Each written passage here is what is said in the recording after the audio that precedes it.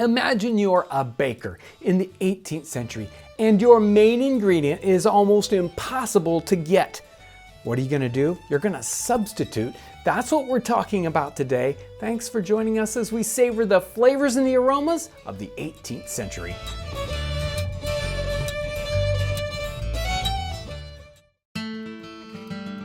Bread was the most important food component of the everyday man's diet in the 18th century.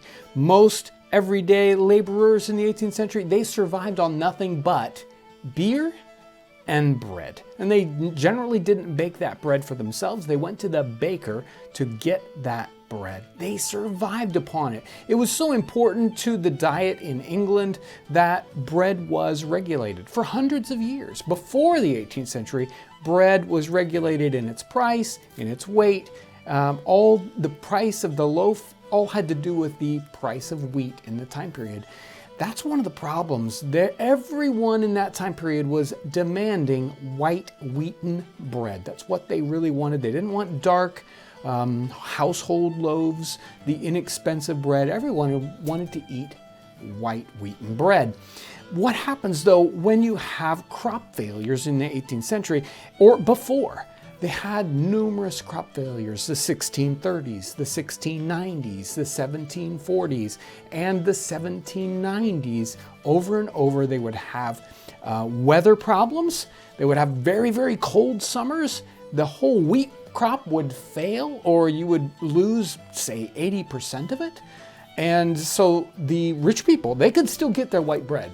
They could afford to buy expensive bread, maybe even from wheat that was imported from the continent or even from North America in that time period. So the common man, he needed something else. The baker had to be able to make some other bread for this common man to eat.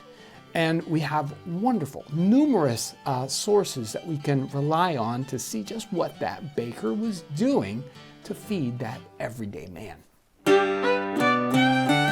In 1804, this little amazing book comes out. It's called The Treatise on the Art of Bread Making. And the author is responding to this idea of what are we going to do to feed the common man? Because bread is so important. So he covers the whole art of the baker.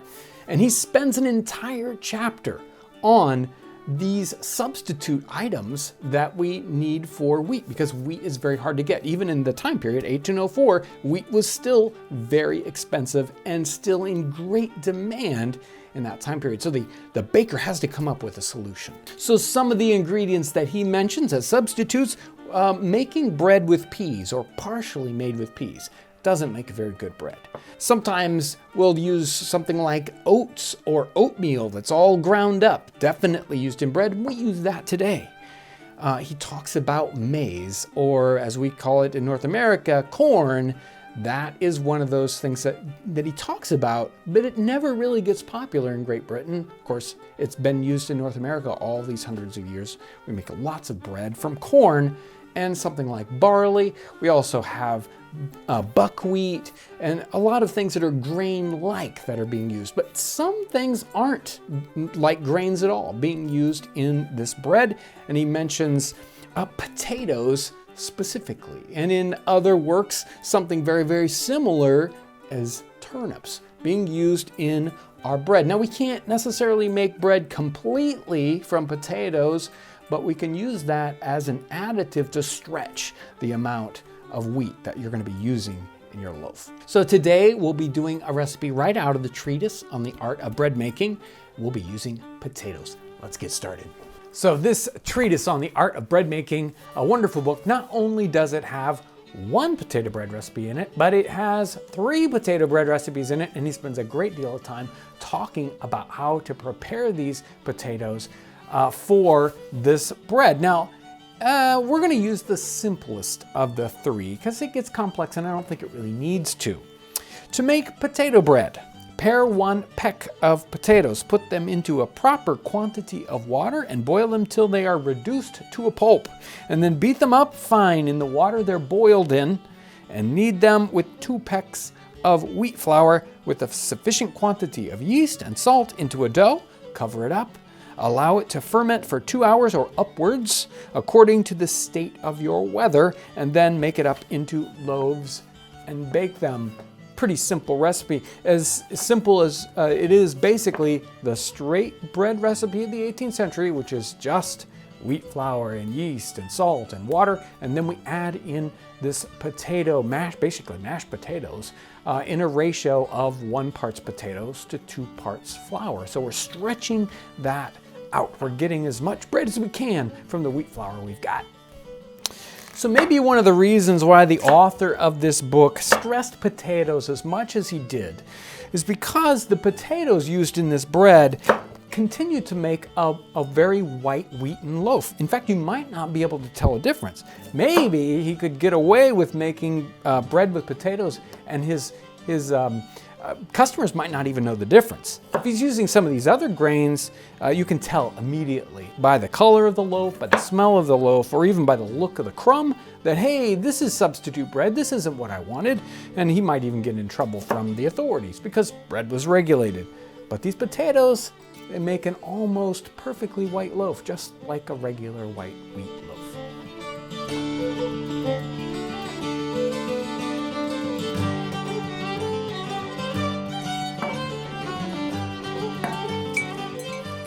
So the recipe talked about boiling these to a pulp, and sometimes we can interpret that these 18th century recipes as sort of overboiling the food. I don't know if they necessarily did that or it was just how they described it. One of the problems we have with these potatoes is we can overwork them. We can, trying to get them down to that very fine consistency, we can get them to a gloop that we don't want. And so some of these recipes talk about forcing the potatoes through a sieve, just like this one, which is very similar to an 18th century design. And it turns out that if we do that, if we send that through the sieve, it does almost exactly the same thing as a modern day potato ricer. So they were doing basically the same operation. So they would just squish this right through the sieve, squishes it down through that, and gives it just the right consistency without us having to overwork these potatoes. So I kind of peeled these off of the bottom of the sieve, and they're in the perfect consistency at this point. Now the recipe calls for mixing up all these ingredients.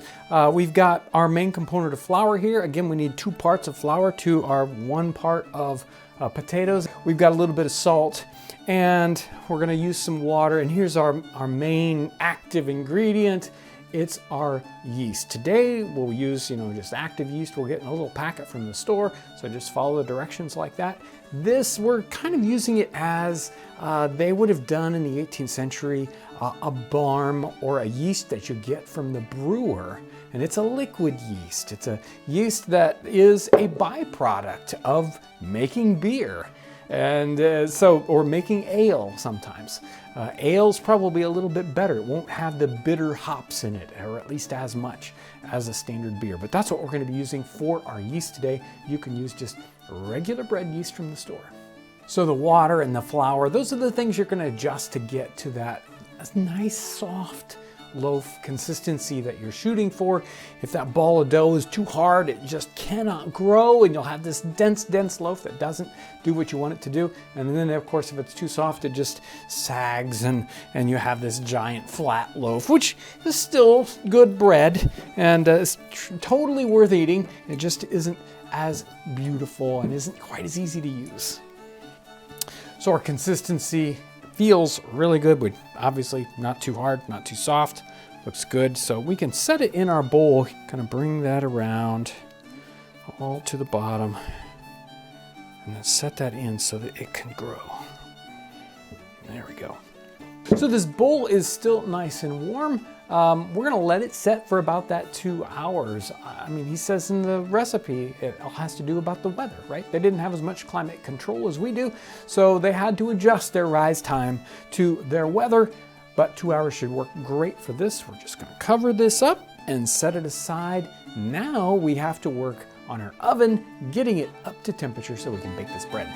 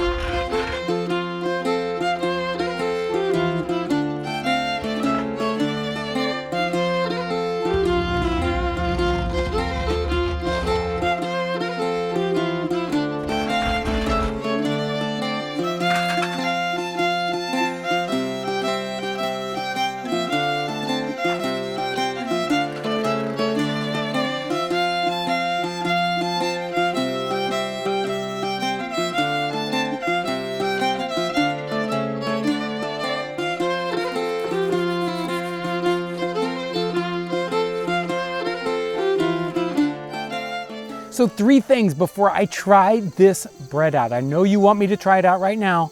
That's why I did not wait for the crumb to totally set up on this thing. It might be a little gummy, but I know you want me to try it out now. Number 2, on something like this, use the best butter you can get. I'm telling you, try something like Kerrygold or go to the grocery store and get a specialty butter. It's worth it. And the 3rd thing is we bake this in an earthen oven, and it definitely makes a difference. If you get a chance to use an oven like this, do it because it makes the best bread. Let's try this out. It smells so good. It is a nice and tender loaf because it's just come out of the oven. It is still warm. Let's try it.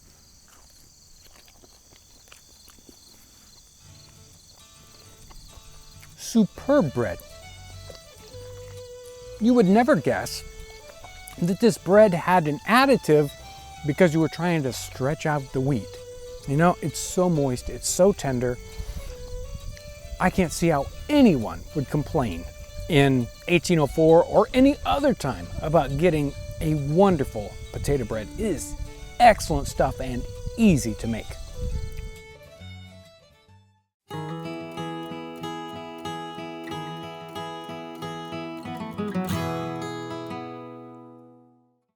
Welcome to 18th Century Cooking. I'm John Townsend, and today we have a very unique recipe. This one is called rice bread. Thanks for joining us today.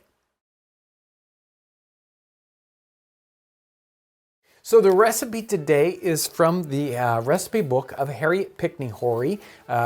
She started her recipe book in 1770, and she continued to add to it through the late 18th century and the very early 19th century. This is a very uniquely North American recipe because it's an adaptation of a cornbread recipe. So if you take one of the traditional cornbread recipes of the 18th century and you change it into rice, this is what you get. This is a rice recipe, and it starts off very simply. Let's get a little bit of rice flour cooking right now.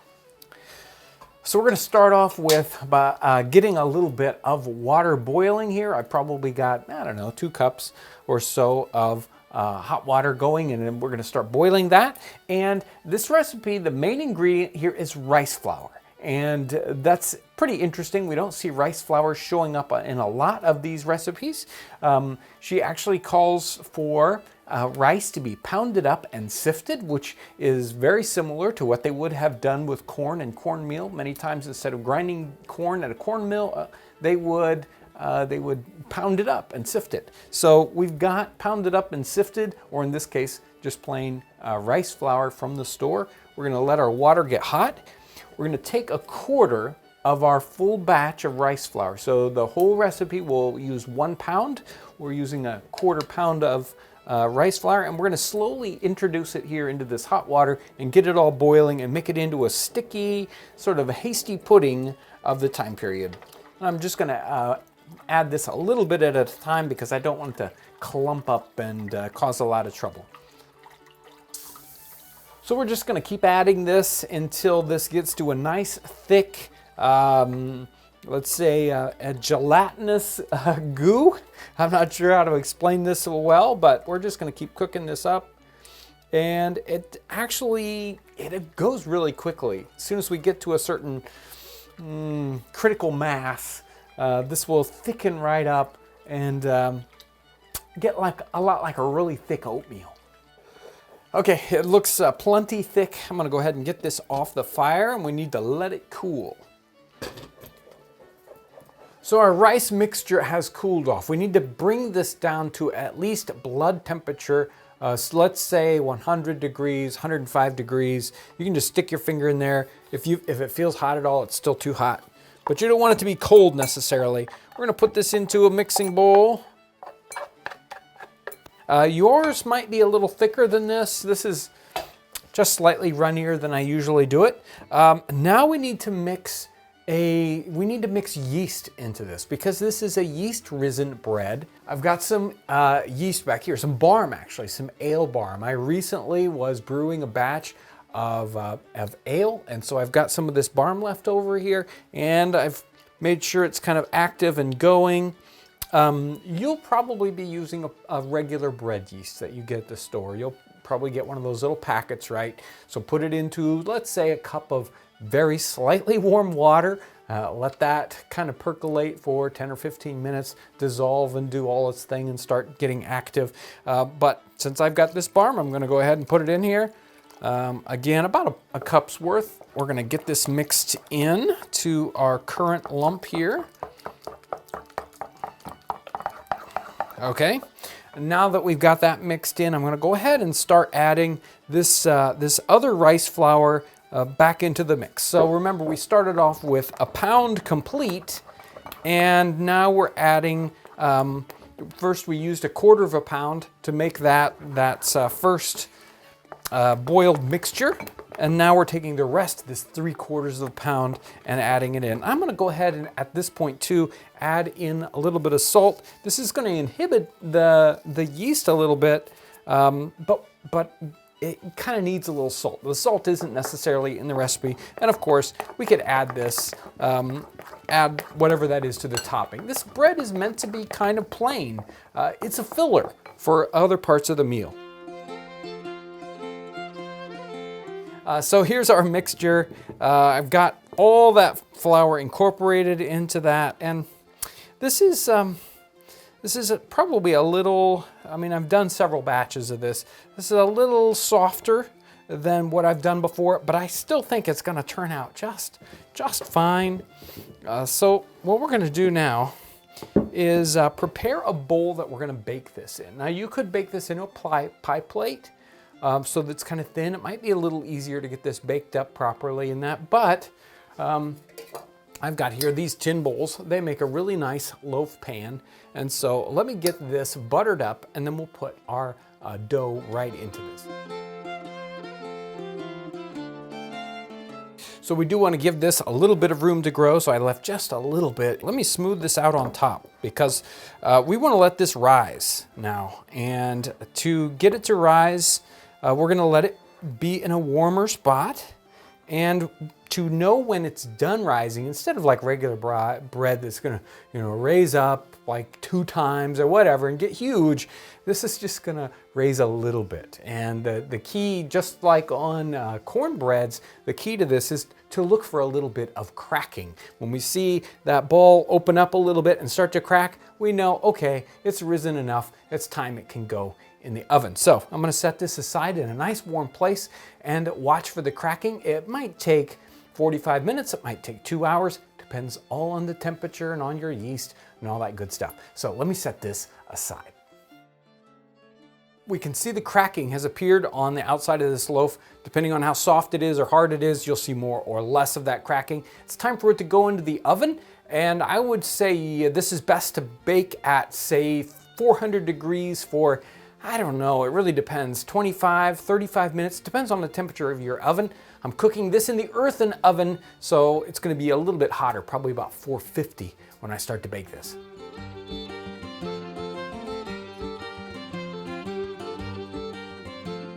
Well, our finished product, our rice bread, and you can see here we've got some decent structure out of something that has, even though it's called, gelatinous or gooey or whatever, it doesn't have any gluten in it. So this actually has a pretty normal kind of structure compared to something like a cornbread that's made in exactly the same manner. And again, this is a seemingly exact adaptation of a period cornbread to rice. So I'm gonna try this just like it is first. And really, there's not much here. There's rice, there's water, there's a little bit of barm, there's a little bit of salt. That's it. It's as simple as can be. And it tastes like what you would expect it, very plain. This is the filling part of the meal. Well, we can add a little bit of butter to this. I think that's an obvious thing we could do. We could probably put all kinds of different items on top of this as an additional flavor. We could heat this up. We could cut it in slices like this and fry it in the morning. I bet that would be really good. Such a unique recipe, using rice as a substitution for cornmeal to make this cornbread type product out of rice. Very popular here. This cookbook was from South Carolina, where rice was very, very popular. So you can see this is really, it is a unique one. There is one other rice bread recipe in that same cookbook, but this one was so quick, so simple. I loved it, and right out of the 18th century.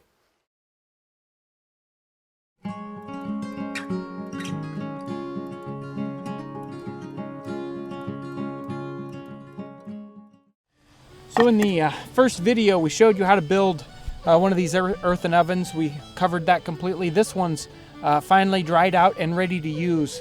So let's bake some bread.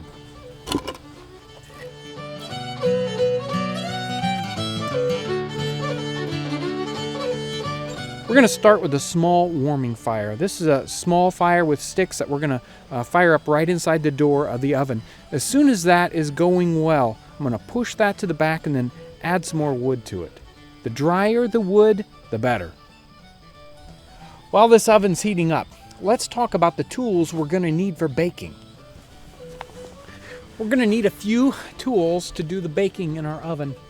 We're going to need a rooker or something similar, almost like a hoe. This is a tool we can use to rake the coals out of the oven or push them into the back. It needs to be metal so it doesn't catch on fire. After we move our coals, we need to use a scuffle or something similar. This is a rag mop that you use in the water. It'll clean off the floor. It'll moisturize the inside of the oven. It'll cool off the floor just a little bit so we don't burn the bottom of our bread. You're going to need a peel. The peel is what we use to put the dough into the oven with and to take the loaves out when we're done. And you're going to need some sort of door that we can put on our oven that will trap the heat inside. So it's going to take 1 to 2 hours for this to warm up to get to temperature. Now, while we could use a thermometer to figure out whether we're at the right temperature, it's probably just as easy with a little bit of practice to learn a couple other ways to figure out what temperature it is. The first way is smoke. Ovens that aren't up to temperature yet will produce a good bit of smoke. Until the temperature inside reaches a certain point, the wood doesn't burn very efficiently. So once it's hot enough, we'll see less smoke. The second indicator is related to the first. As the oven's warming up, the interior will become covered in black soot. But as the oven reaches the proper baking temperature, the walls will change from black to gray as the soot is burnt to ash. We've had a fire going for about 2 hours in the oven here, and I've let it burn down to coals. The black soot at the back, and in fact all over, has burnt down to ash. If I feel the very top here, it's almost too hot to hold my hand on. That gives me a good idea. Each oven will be different in how much. You're going to have to judge. Now what we're going to do is rake the coals out, put the door on, and let it soak for a little bit. Soaking the oven gives the oven a chance to even out in temperature over the whole thing so we don't have hot spots. We're going to let it set anywhere from 5 to 15 minutes.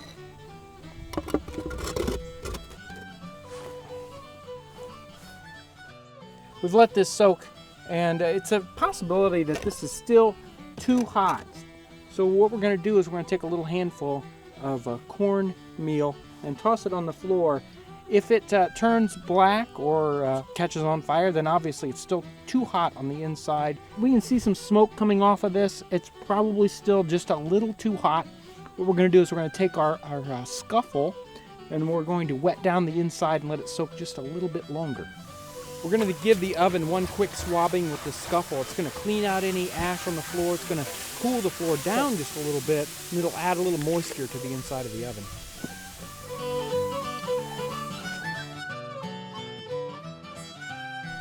Let's recheck the temperature of the oven, see if it's ready to go yet. A little bit of cornmeal. Ooh, warm in. It's just turning light brown, so it looks like perfect temperature for baking. Just before we started up the oven, I worked on some bread dough, and this has been rising, so it's ready to put in the oven.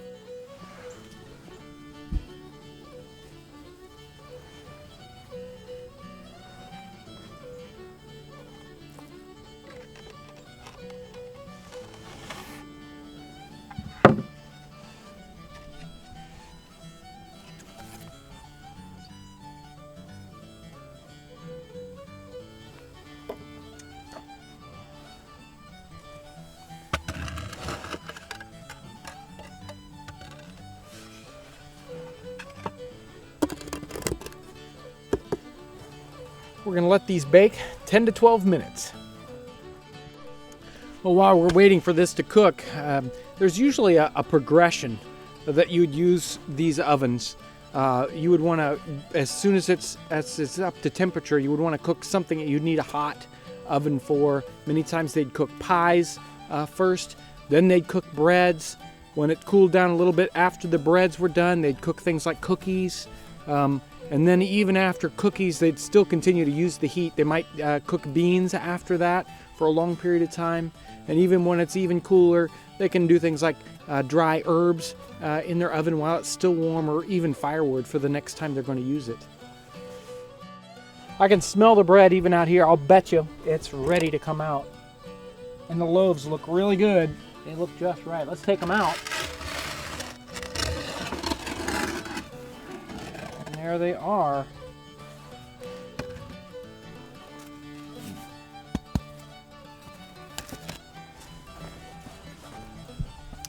It's important you let your loaves set for a little bit while they're still warm. You want to let them cool off. They're actually still baking on the inside. If you cut them up now, they'll be a little doughy on the inside.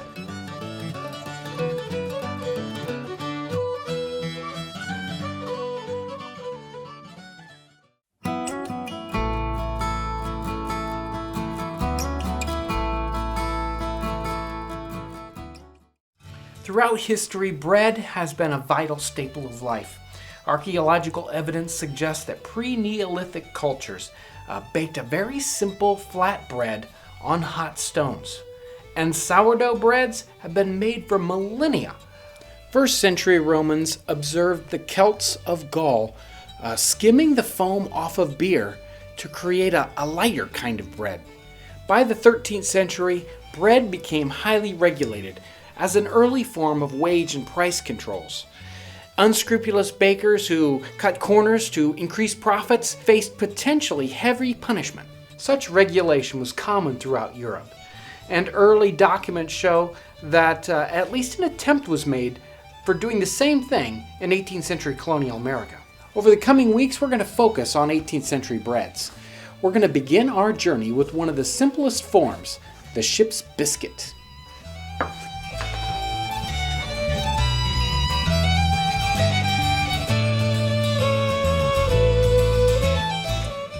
This biscuit is known by many names. Most of the time it was called just biscuit. Sometimes it was called hard biscuit or brown biscuit, sea biscuit, and ship's bread. Now many today might want to call it hardtack, but hardtack is really a 19th century term that was popularized during the American Civil War. These 18th century biscuits, they're not like today's buttery, flaky version that we serve along with sausage gravy for breakfast. These biscuits were not made to be enjoyed, they were made out of necessity. So ship's captains faced a continual challenge of having enough food on board to feed a large crew for a long journey. Food spoilage was really his greatest concern. Fresh bread rapidly became moldy on long trips, and so did stored flour, which would go rancid and bug-ridden. So, hard biscuit is really born out of necessity. It's a means of food preservation. If it was prepared properly and stored properly, it would last for a year or more. In addition to preservation, the biscuit form also helped in portability and in dividing the rations when it came time. Soldiers and sailors typically got 1 pound of bread a day, and the biscuits were usually made in about a 4-ounce form. So when it came time to distribute them, each sailor or soldier would get 4 biscuits. Biscuits from London were considered to be the highest quality, the most resistant to mold and to insects.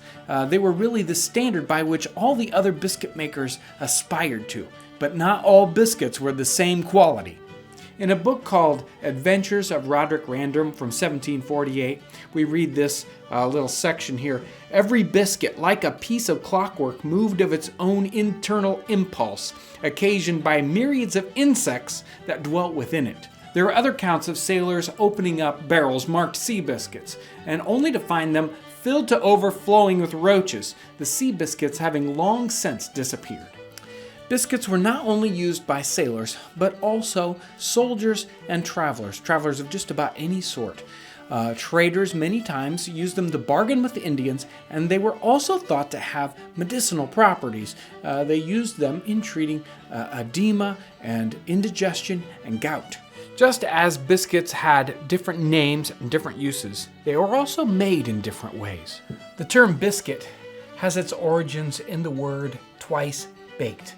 Many 18th century recipes call for bread rolls to be baked, sliced into slices, and then baked again.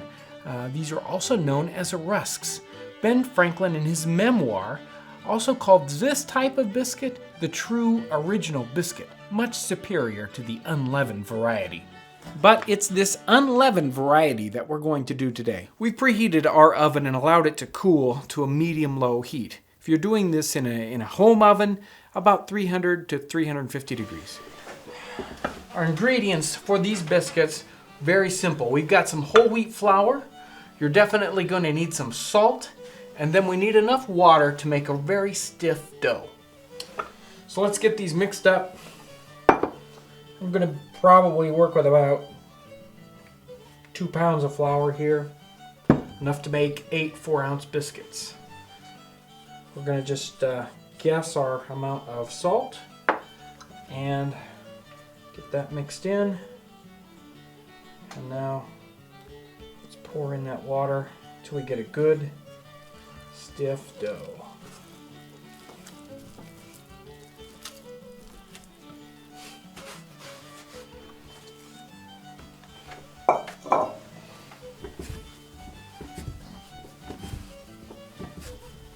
I've got this larger loaf kneaded here. Now it's time to break this up into the individual approximately 4-ounce portions for each biscuit, and then I'll form those up individually. Each one of these I'm going to knead just a little bit more and get it into its patty or final biscuit shape. These biscuits are ready to go on the baking tray here. We're going to arrange them. They're not going to rise up, so we can put them right next to each other. We want to make sure that they're the final proper thickness, about 1/2 inch, maybe a little thinner. And we need to prick them so that they don't puff up too much.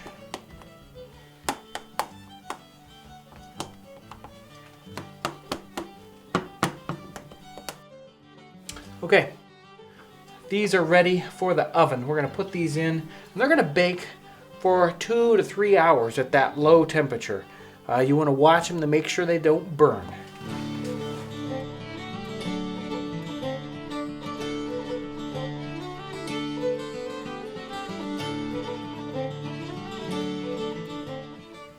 It's been 3 hours. These should have baked long enough.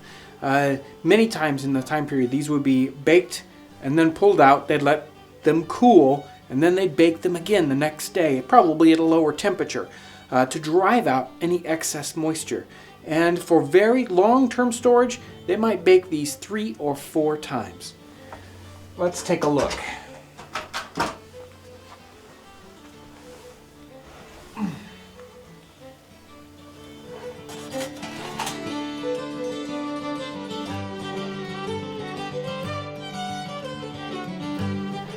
Hard biscuits could be eaten just as they are, but it was never thought of as an enjoyable event.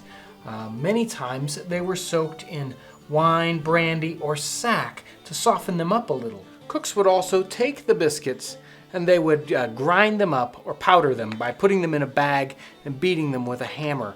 Then take the crumbs that are left over and use them like flour. This crunched up biscuit tastes a lot like Raisin Bran without the raisins. While this isn't the most flavorful recipe that we've done so far, it's certainly a very significant food source for people in the 18th century.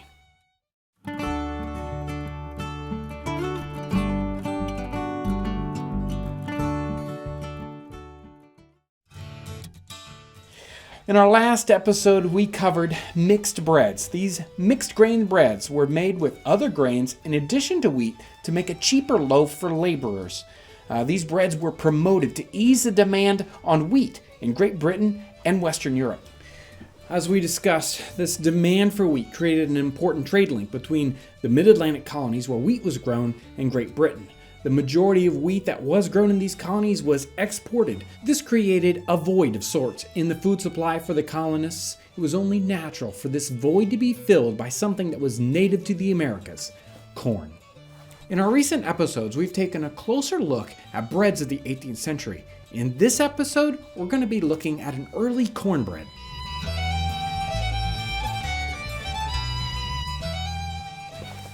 For common people in 18th century Great Britain and the American colonies, there existed three main dietary pillars: bread, pottage, and ale.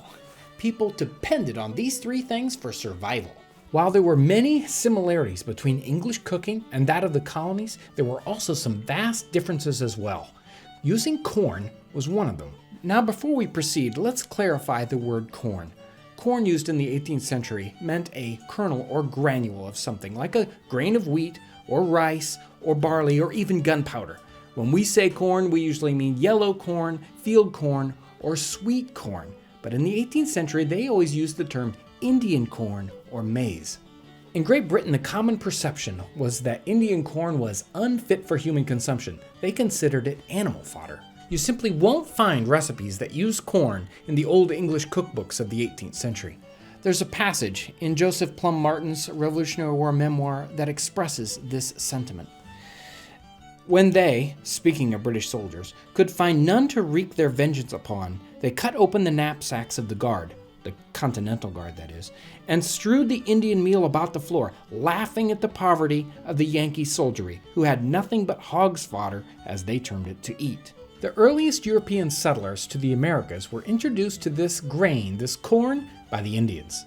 They'd been cultivating and eating this corn for thousands of years. So as demand grew for wheat in growing Western Europe, more and more of it was exported away from the American colonies. Corn grew in importance in the diet of the colonists, especially for the rural and the poor. So interestingly, the three dietary pillars of porridge, bread, and ale, they remained the same but with variations. A porridge that was traditionally made with oatmeal is made with cornmeal in the colonies. The wheaten bread that was eaten in Europe gets made into corn journey cakes or Johnny cakes.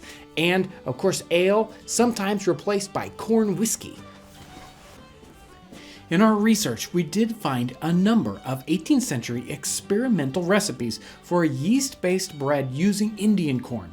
These British recipes used a combination of cornmeal and wheat flour, very similar to the mixed grain breads that we made in the last episode. Now, it makes a very delicious loaf, but it appears like that it was very unpopular. Here's one author's appeal. He says, "This makes a very cheap and flavorful and nourishing bread. The color of it is very different from that of common bread, but we often eat by choice cakes and other kinds of confectionery as deep colored as this, and provided that what is set before us is palatable and wholesome, we must not in times of scarcity object to it, because it may not be altogether pleasing to the sight." Now, when you think of cornbread, you probably think of something like this. These modern day mixes depend on baking soda or baking powder to give it a light and airy texture. But the earliest forms of cornbread in colonial America were of an unleavened type, very similar to the oat cakes or bannock bread that you'd find in the Scottish Highlands. It wasn't until the early 19th century that chemical leavening agents like pearl ash or saleratus were introduced and used to make a cornbread that we might be used to. The earliest cornbread recipe we have so far is from Amelia Simmons in 1796. Let's make some. We'll start with about a cup of milk. I'll put this in a saucepan over a low heat to scald. To this, I'm going to add 3 tablespoons of butter, a tablespoon of molasses, and a pinch of salt. Now let's stir this around.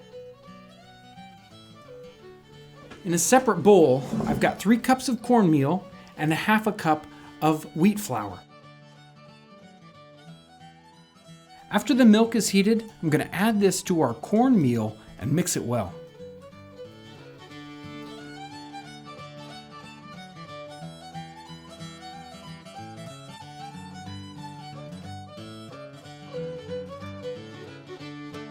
Now we've gone ahead and made a second batch so that we can cook it in two different ways.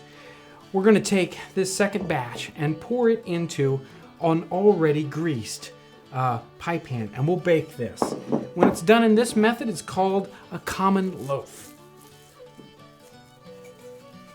And we're just going to settle that into our pan evenly and put this into the oven already preheated.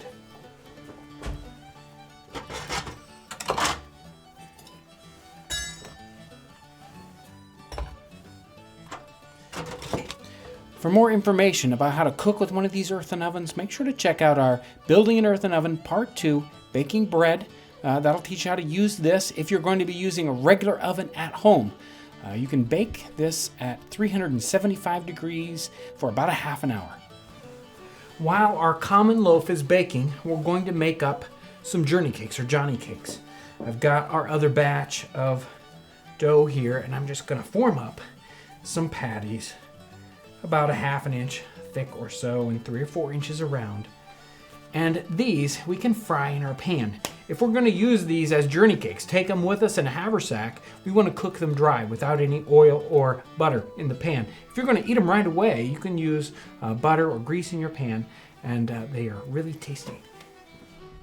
Laborers and slaves would bake these cakes on their hoes right over an open fire, thus the name Hoe Cakes. They could also be baked on a bannock board right before the fire.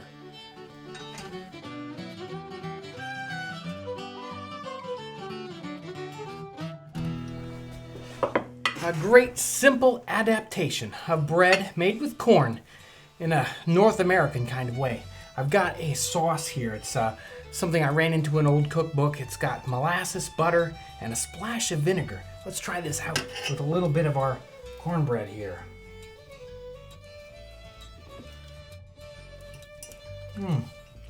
This would make a great meal in and of itself, and also very good with soup or beans.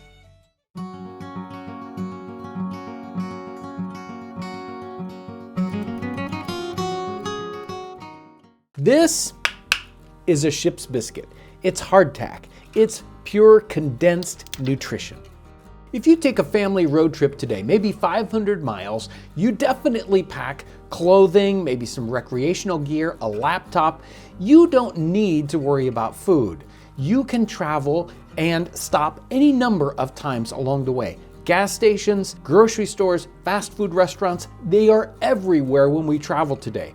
If you're traveling in the 18th century, that is never true. You have to bring your food along with you. You never know when you might be able to find food or not.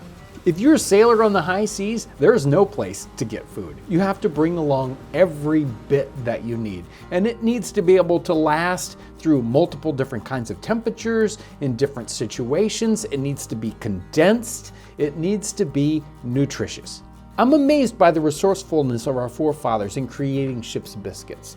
They check off all the difficulties on this list.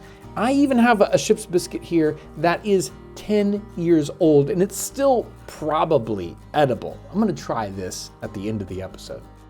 So what is a ship's biscuit? How is it made? Ship's biscuits are so very, very simple. They are an unleavened bread. We just take 2 or 3 ingredients. You just need flour, you need a little bit of water, and maybe sometimes salt. You make a very, very stiff dough, and you form it into these little biscuit shapes, and they're baked. And they're baked by the baker at a fairly low temperature and for a very long time. What we're trying to achieve here is a hardened disc of baked dough with almost no moisture in it. Moisture is the enemy of a ship's biscuit. It will cause it to get moldy. It will also attract insects. If this is dry, desiccated, there's nothing here for bugs to eat, and it just doesn't go bad.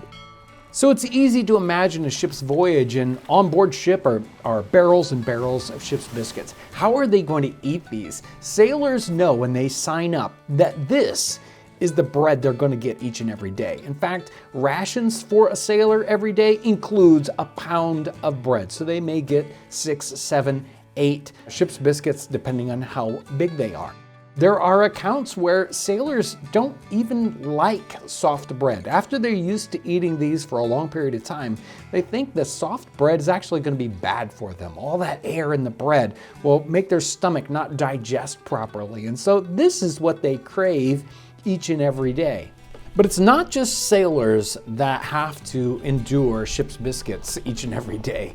Soldiers are also dealing with ship's biscuits constantly. 18th century soldiers are in situations where ship's biscuits are part of their ration, especially as a substitute, and maybe not an everyday thing. Joseph Plum Martin during the Revolutionary War talks about coming up to a situation where they didn't have regular bread to give out, and so they had opened up a cask of ship's bread and say, take as much as you want. So each soldier stuffed all these ship's biscuits into their shirts and into their pockets as much as they could. As we move westward toward the Mississippi, frontiersmen, explorers, and settlers are using ship's biscuits as part of their provision. They are surviving on this very same thing. We also see it as a commodity used to trade with the Native Americans. Later on in the 19th century, during the Civil War, soldiers had to deal with ship's biscuit the same way they did earlier, but they generally referred to it as hard bread, bread, or hardtack. If you read in the diaries, you don't see the word hardtack showing up very often. I think they just plain referred to it as bread, and if they got regular bread like we know it today, they would say something special in the diary like, I got soft bread today. Through our time period where ship's biscuits become more and more important, the making of them changes. So early on, individual bakers are making ship's biscuits. Later on in the 18th century, it becomes more industrialized, and they set up bakeries right close to the ship ports. There are 5 or 6 people working on the making of ship's biscuits, and they might have 9 ovens going and teams of men making these biscuits. It turns out that they need thousands and thousands of them for maybe just an individual ship. So the demand is very, very great. And by the time we get into the 19th century, it's totally industrialized, and machines are making them from start to finish. You'll probably say, John, is this really nutritional? Now, think about the flour in the 18th century versus flour today. These biscuits were made with the least expensive flour. Whole wheat flour, sometimes other kinds of inexpensive flours thrown in. In fact, probably much more nutritional than we can imagine. This was just meant to get you through the day. This was survival food, not trying to give you this complete wonderful nutrition that we are always thinking of today. People in the 18th century didn't have those same kinds of nutritional concepts. If we look at cookbooks in the 18th century, we will not find a recipe for ship's biscuits. They're made by the baker. They're not made in a house. And the bakers generally hand these processes down. They don't write them out. So they'll give it to your apprentice to make, and he'll make 1,000 ship's biscuits or whatever. It's also an industrial process. We do get descriptions of this, especially as the process gets more and more mechanized, and we get descriptions of the archaic method of making ship's biscuits. I've got a couple of pounds of whole wheat flour, and we're gonna mix that with just enough water to make a nice stiff dough. It's gonna take a little bit to get this incorporated properly. Mix it in a bowl, it makes it a little bit easier. I really want to make sure this dough ball is complete. It doesn't have cracks in it, any folds where there is any unincorporated flour, because at those points, the dried biscuit will fall apart. It will crack and break, and we don't want that. So we want this to be a nice, solid biscuits. If they fall apart en route, we haven't done what we needed to do. I'm going to try a couple of different techniques here kneading. One of them is to use our rolling pin as a brake to really work this dough over and get it to be very, very smooth. And once that's done, we can start to rip it up into those larger than egg sized pieces. After those pieces are made, we can form our little biscuit shapes. We're looking for a hockey puck kind of style here. They are turning out very, very consistently.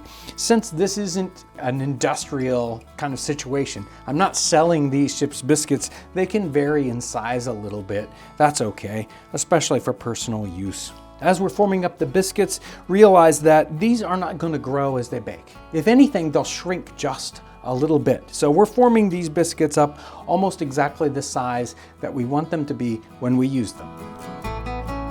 We're poking holes consistently across our biscuits and all the way to the bottom, and we're doing that so that it releases the moisture throughout the entire biscuit as it's baking, especially if they bake fairly rapidly, because what will happen is steam builds up in the inside of the biscuit and it will just sort of pop the top and create holes and gaps in our biscuit. In one sense, that's exactly what we want, because we want it to be easier to eat. But in the case of a ship's biscuit, where we want it to stay together until we're ready to eat it, we don't want any air gaps, we don't want any holes, and so we poke these holes and the steam will come out through those instead of puffing it up. I've baked many batches of these and I've used several different techniques trying to find the best way. These take at least 2 bakes, if not 3 or 4, or you can do one very long bake at a low temperature. That's probably the best way to do it. We don't want that steam to build up, so if we bake them very, very slowly, that steam has a chance to get out of the biscuit without it breaking and cracking. So I would say the best way to do it is about 250 degrees for 3 or 4 hours. You might need to bake them for a while and then lower that temperature. Maybe bake them for an hour at 250 degrees, lower that temperature. I've even baked them overnight at just kind of the warm temperature in a modern oven.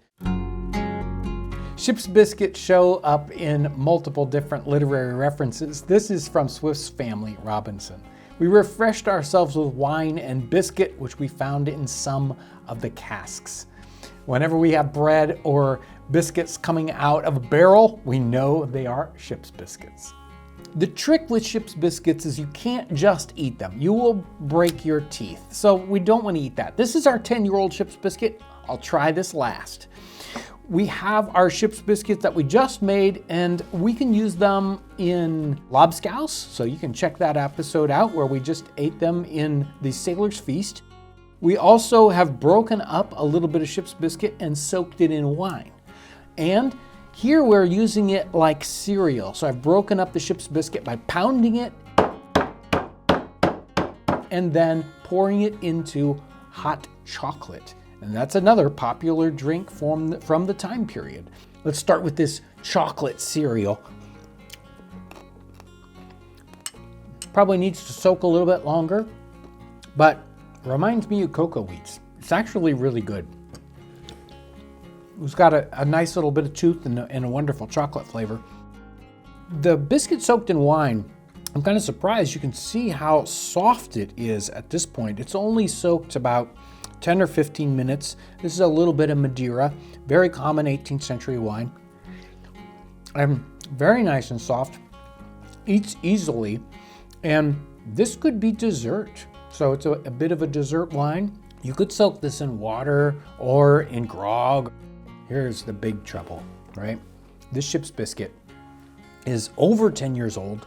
It's got all these extra little holes in it. I didn't make all these holes. Some of these holes are made by bugs, which is a common problem with ship's biscuits. And this one is a pretty hard one. It has been around this long, kind of a little overcooked, but let's break this, see what the inside is like.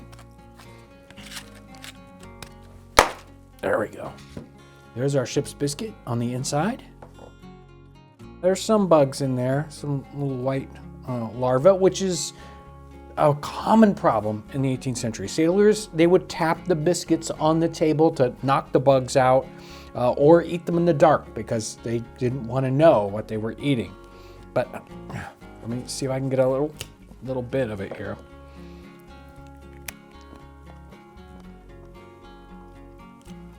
Tastes almost exactly like the brand new ship's biscuit.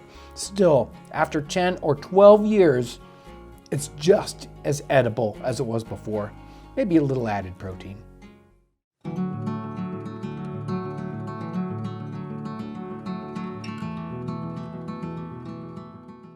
Bread is important to all Western cultures, but it was extremely important 200 and 300 years ago, specifically to the poor. Bread is what poor people survived upon, whether they were in the country or in the city. There are several times in the 18th century there are crop failures and the wheat is so very, very expensive that bread doubles and triples in price. That becomes almost impossible for poor people to have their mainstay of food. So if bread doubles or triples in price and the poor survive on bread, what do? What do they use as that substitute for wheat bread? This really isn't a problem for the rich or the middle class. They will always be able to get wheat. Maybe it'll be expensive imported wheat, but wheat is available. They can afford it. At the very end of the 18th century, the British government saw the problem with this. They started doing research on what were the substitutes for wheat when you're making bread. They did all these tests, and there was a great book printed in the early 19th century, 1804, that talked about the art of bread making. And in that, they laid out all the substitutes for wheat. And we get an idea here about what they were using for substitutes. Sometimes they're new substitutes, but the vast majority of them were things that have been used for hundreds of years as substitutes for wheat whenever it got expensive. The research lays out the different substitutes and what they cost. Some of these substitutes weren't any better than wheat. They were just as expensive. Rice is a wonderful example of this. You can make rice bread, but in the 18th century, rice was almost as expensive as wheat, so there was no real reason to use it. Another one of these substitutes that seemed to be almost as expensive as wheat were white peas. And I'm not even sure exactly what they meant by white peas. Probably a type of kind of bean. I don't know exactly, but it was really expensive in the time period. Two of the least expensive were barley and oatmeal, and these were already a common substitute in the south of England and of course in the north of England and Scotland, where oatmeal was very, very popular. So that is what the poor had been subsisting upon all this time. They rarely ate wheat bread anyway. One of the grains that's mentioned are beans, and that's what I want to focus on today, bean bread. Or even in the time period, sometimes something called horse bread. And horse bread is very interesting. It's been made for hundreds of years, even in the 18th century, and it was made to feed horses. Whether you are going on a trip and you don't know whether there'll be fodder along and you need to be able to carry your food, it's hard to carry a whole lot of hay with you if you're taking a horse, but you can take horse bread. So they would feed specialized horse bread to race horses, to work horses, horses that are sick, or they'd use them in circumstances where they didn't have the proper fodder. Horse bread was not quite like bread that we think of today, but it was made by the baker. In fact, in some places in Great Britain, it was illegal for anybody but the baker to make horse bread. And horse bread was made with ground beans, peas, sometimes something like oats, or barley, and probably no wheat. And they would use a very coarse grind. They wouldn't bother to put anything like yeast in it, and they would make these hard, dense cakes of bread just for horses. When wheat became expensive, then people, poor people who couldn't afford anything else, would have to eat horse bread. Using beans as a substitute for wheat seems like it would be pretty easy for bread, but it's not easy. Wheat you just grind up into flour and you mix it with your water and your yeast and a little bit of salt and ta-da, you've got bread. But beans ground up don't work very well. In fact, some beans even have a kind of toxicity to them. So unless they're soaked or cooked in a certain way, they're not good for you. Beans ground up just as they are generally kind of have a bitter taste, and they don't make anything that's very palatable, at least for humans. Apparently horses didn't mind that much, so that for horse bread, they would just grind up the beans and toss it right in. But for people, if people want to eat a bean bread, then you have to kind of work on those beans. They have to be soaked, but you can't soak the beans and then grind them into a flour. That wouldn't work very well. You'd have to let them completely dry out again. So the directions that we get in the 18th century are to grind the bean into a fine flour and then soak that flour. Now, that's hard to do. If you just add a little bit of water to the bean flour, you make a paste, And you can't switch the water on it. It does not work, because what we want to do is change the water a couple of different times, and that'll take the bitterness away. Now, they were very familiar with this kind of a technique. They would use it on things like salt beef and salt pork to wash away the salt. So soaking bean flour can be tricky. We have to have a lot of water. And we just stir it a little bit and let that settle very rapidly, and then pour that off once or twice. The directions in our book in 1804 talk about putting our beans to soak for 3 days, changing the water each day. And then you have this sodden bean flour that you can put into your flour mix and make a bread that's 50-50, bean flour and wheat flour. There are a lot of different kinds of beans that are listed in the 18th century, and we could use something like the fava bean or a field pea, which is a kind of bean. We've got white beans and red beans, cranberry beans, all these kinds of beans. None of those were specifically separated out in our recipe, so we can try some of those different ones to see if some have a more bitter flavor than others. I picked a bean that's giving us the whitest flour. Some of these cranberry beans and other beans have a darkness from the shell of the bean, but I've picked a yellow bean and a white bean, kind of mixed them together to give us a white bean flour. Right out of the mill, the bean flour looks good. It's got a good color to it. It's a little yellowy looking, but you know, it looks like your standard run-of-the-mill flour. But it's definitely got a strange raw bean smell to it, and I'm sure the taste would be very off.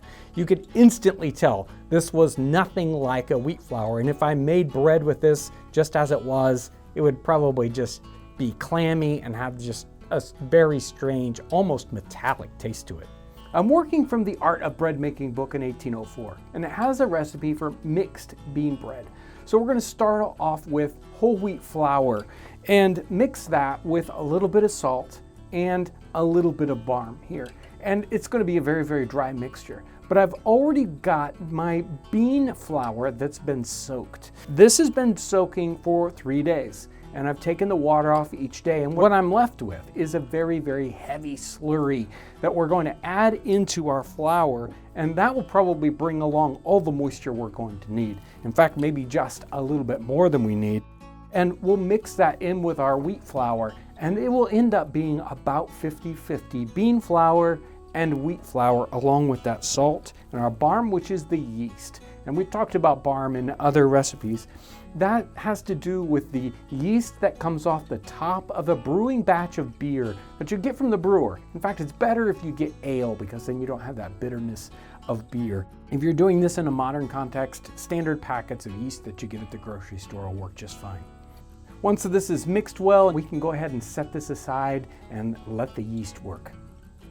These substitutes have been going on for hundreds of years, whether it's the Scots with oatmeal or the south of Great Britain with barley, and more classically in North America, corn, or as in the book it's called maize. So corn in North America is what everybody's eating for bread.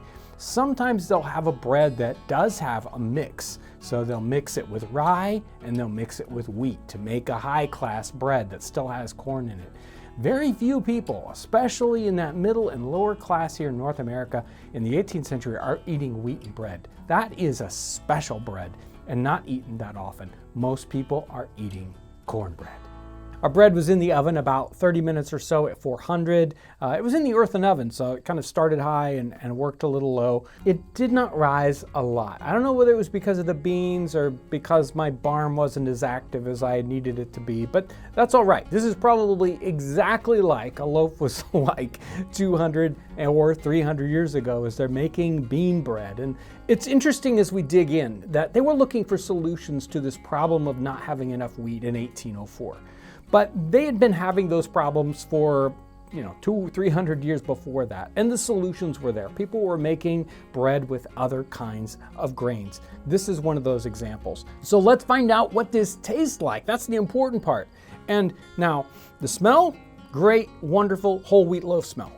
But the taste is like a whole wheat loaf, but you can definitely tell there's some bean in there, maybe a little bean bitterness. Regardless, This is bread. This you can survive on. Those poor people in the 18th century, they might have had to survive on this, and it would get them through the day. It would fill their bellies. This is the solution to the problem of very expensive wheat.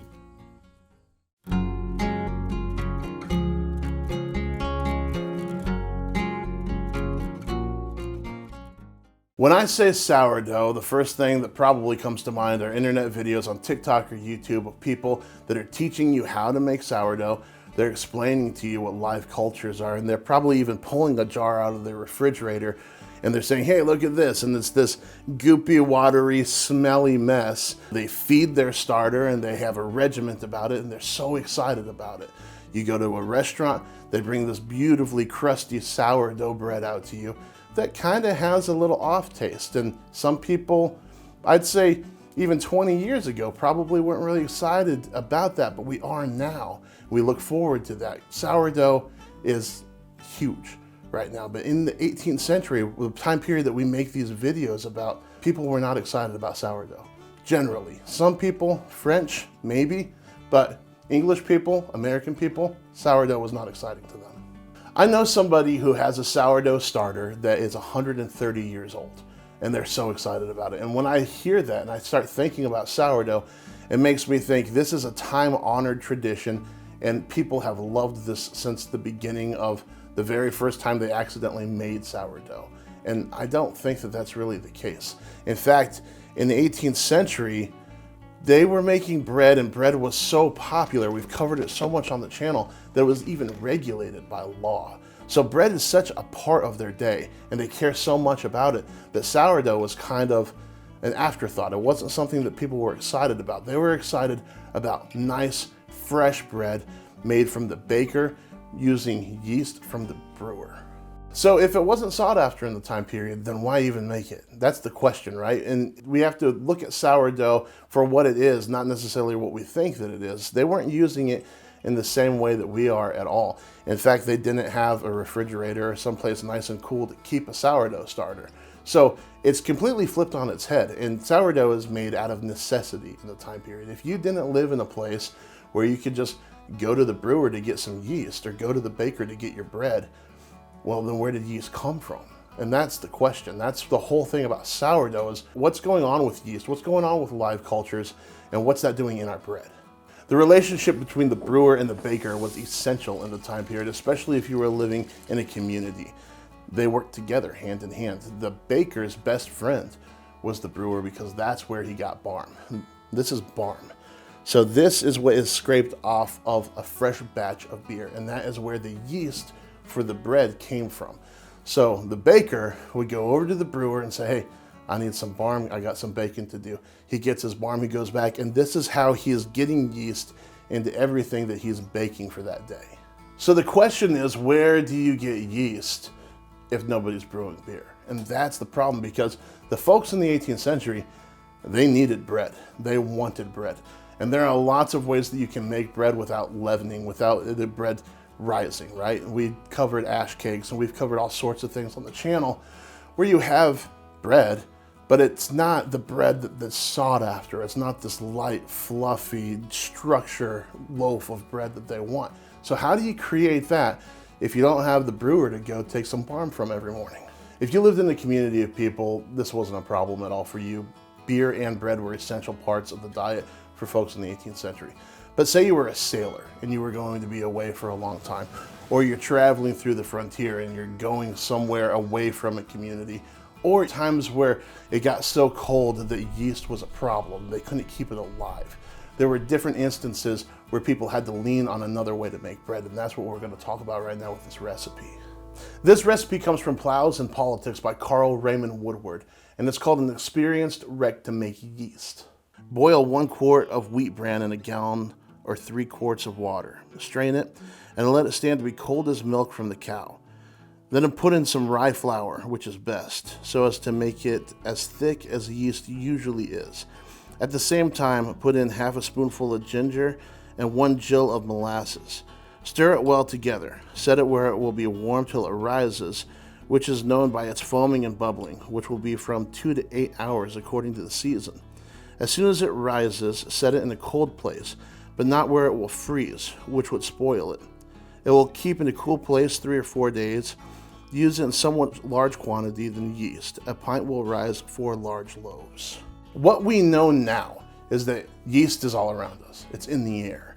And we have different bacteria that is in our atmosphere, and that is what we're working with when we're working with sourdough. They didn't understand that science yet, but they knew something was happening. So they're boiling this wheat bran, and they're going to set that out with some flour, and they're going to let something happen to it. They don't really quite understand what's happening like we do today. But it's still a very similar process. You're going to mix together grain and water and set that out and let the atmosphere do its work. The first thing we notice in this recipe that we think now, man, that's strange, is that they're boiling this bran. We wouldn't boil this today because we're going to say, if you boil it, then you're killing what's already on the wheat bran, and we don't want to do that. They didn't quite understand that then. I'm not sure if they were trying to create a sterile sort of environment or really what was going on there. If you've got an idea, let me know in the comments section. One of the problems that we often have while we're trying to decipher 18th century recipes is that we don't get all of the measurements for everything, and that's pretty much across the board. So it gave us how much water to use, right? And they gave us how much molasses to use, and they gave us how much ginger to use. It did not give us how much flour to use.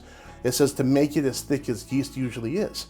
So are they talking about this, where this is the barm that they get from the brewer and it should be really loose? Or are they talking about something that we would might be called like a sponge, where we're wanting to make this into like a thicker, goopier kind of paste and let it rise? Well, the truth is that I have tried this both ways, and both ways have worked for me. I like the idea of keeping it a little bit looser, so that's what we're doing in this video. And you're still probably thinking, this doesn't seem like sourdough. Just wait, we're gonna get there. For our recipe here, I'm making yeast. We don't need nearly as much as the recipe called for, so I cut it in half. I used 1 pint of wheat bran, and I used about 2 quarts of water. You're gonna boil that. Once it boils, you're gonna remove it from heat, and you're gonna strain it and let it cool. Then you are going to add flour, the molasses, and the ginger, and then we're just gonna let that sit. Now, I will say that this says 2 to 8 hours, but it will likely take much longer than that. All right, so for our actual bread, we're gonna create a really simple bread recipe here. We're gonna take about 1.5 cups of rye flour. We're gonna take maybe 3 cups of all-purpose flour or wheat flour, whatever you have. We're gonna add some salt, and then we're gonna add about 1 cup of this mixture that we have, and then probably another cup or so of warm water just to make that paste the right consistency. Okay, so we've got our dough ball here. This is our loaf of bread. We're gonna set it aside in a minute to let it rise. But this is the really interesting part about sourdough in the time period. We're gonna take off a piece, and this is where sourdough starts to come into play, right? So this is called leaven in the time period, and leaven means old dough. And what we're gonna do with this is we're gonna store this back, and this is gonna be what we use to make our next loaf of bread. And the way that they did that was, it was just going to be for a couple of days, or maybe the next day. They would pack this in flour to help give it a kind of a short-term preservation. If you're going to hold it off for several days to a week or something like that, you're going to coat it in salt, and then we're even going to bury it in the salt so that it preserves. They didn't have a refrigerator. They didn't have a way to keep this, perfectly preserved, so they had to harden it. And so the cultures are going to stay alive inside of this, but it's going to get a crust on the outside that's going to be preserved. And the next time we're going to go make bread, we're going to scrape off as much of the salt as we can. We're going to chop this hard bit of dough up into as many fibrous pieces as possible. We're going to add water and stir that together, and it's going to create our new yeast for our new loaf of bread. And every time we do that, we're gonna pull off a piece, we're gonna preserve it in the same fashion, and that is how this becomes sourdough bread. Our dough has risen, our loaf is ready to bake. We set this aside for about an hour, and here we go. It looks really great. I'm excited to see what it's gonna come out like. We're gonna get into a Dutch oven right now. Researching sourdough bread in the 18th century is very difficult. They didn't have terms like sourdough, and you can't search for things like live cultures. They don't quite understand what's happening with all those things. You eventually come across leaven, and then you think, okay, well, leaven is just leavening bread. But in the time period, they referred to leaven as this old dough that they were storing back to be able to create bread in the future. So old dough method or leaven is really what you arrive at when you're looking for sourdough. And it's funny because I think a lot of times today we think of sourdough bread as this old method of cooking. And not to say that it isn't, it was just done in a different way. It was called something different and it wasn't extremely sought after. Like I said earlier, there were some cultures that really liked the taste that they're getting from sourdough bread or old dough method leaven bread. But it wasn't necessarily what they wanted in England. And depending on where you're at and what's in the atmosphere around you, different strands of this bread are going to taste different over time, which is really interesting about it. And it's the same today. So this is a loaf of bread made in the fashion of the time period with yeast that is from the atmosphere and then didn't come from the brewer. Now, it's got a good bit of rye flour in there, and it's got some ginger, it's got some molasses. I don't expect to actually be able to identify the ginger. I think the molasses might come through just a little bit, but for the most part, this is going to taste like a loaf of rye bread. In the future, after you use the leaven from this over and over and over again, that's where the sourdough is going to come into play. But let's see what this tastes like. Well, this is really, really good rye bread. That's what it tastes like. We've got our sourdough, we got the leaven that we held back, and that's going to turn into something different. That's where that sourdough taste is going to come from in the future. Right now, it's just a fantastic bread that anybody would be happy to eat. In the future, it's going to be a little bit more interesting.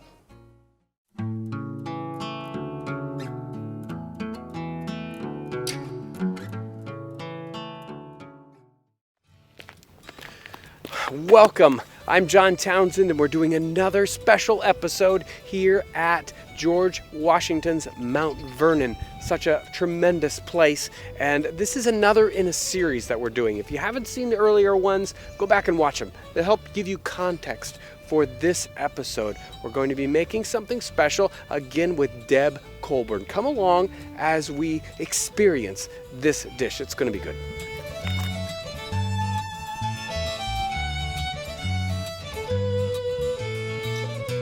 Hello, Deborah. I hope I'm not late. No, John, okay. Not at all. We've done fish, 3 different episodes of fish. Fish sounds like it was just amazingly important to what was going on.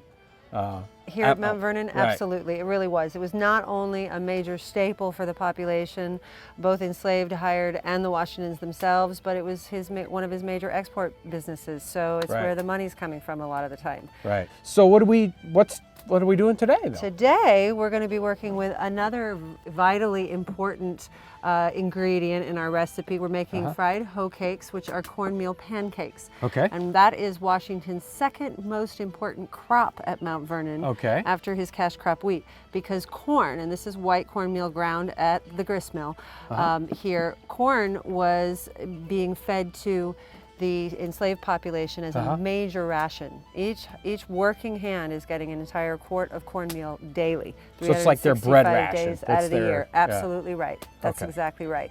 And so we're starting with the white cornmeal and water and a little cayenne pepper, because we already talked about how much that is plentiful, and it's something we know that they had a taste for, and it's going to kind of liven up those hoe cakes. You know, you can do it without, but why do it without when you can add the spice, right? Okay, sure. So hoe cakes were probably one of the simplest things they were normally cooking, right? Absolutely, especially for the slaves. There are more elaborate recipes using cornmeal and to make hoe cakes for, say, the Washington's table, but for the slaves, you're looking at simply adding your meal, your water, and your spices, and you're just going to get it to a pancake batter consistency. So I'm going to start with probably the equivalent of about 5 cups or so of but it's all just cornmeal. a ratio anyway, But it's a right? ratio. Right. I mean, I'll be honest, other than weighing things from time to time, it's rare that I measure. I just kind of go by feel. Sure.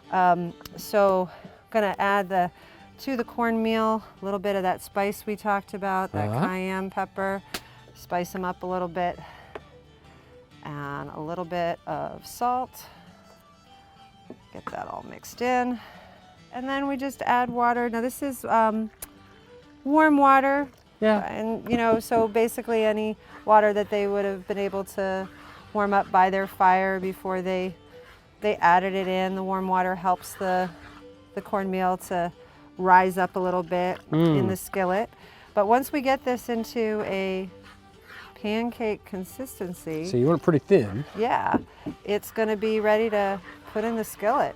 And so this would have been a wonderful thing for the slaves to prepare for themselves, quick and easy, first thing in the morning in the dark, because they're supposed to be in the fields by sunrise or any of their other occupational locations, depending on what they were doing for the Washingtons. And you know, there's some conceptions that, and they're misconceptions, that hoe cakes were cooked on hoes out in fields. That's not where they get that that term. There were griddles that resembled hoes. Okay.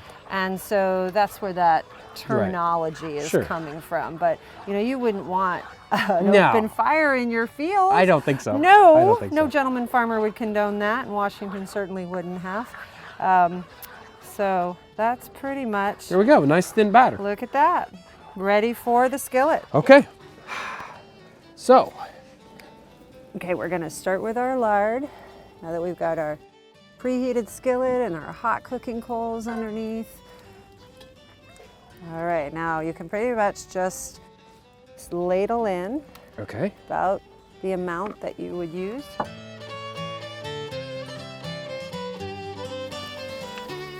So just like pancakes, they've got to sizzle up on the bottom and start to bubble a bit on top before we want to flip them. So these guys are ready? Yep. You flipped them over and they look good. They do. So now we're gonna go ahead and take them on out Okay. into our bowl. Hoe cakes. Okay. Cornmeal pancakes. Let's take them to the table. Sounds like a plan. These hoe cakes, they look special. I don't know if I've ever had hoe cakes with pepper in them before. Okay, so it's because it's a corn. Think of some, a southwestern tradition. Same kind of sure. idea, Okay. except here being brought up by the enslaved population from West Indies exposure, Right. and of course Washington's growing them too. But try one. Okay, Now, okay.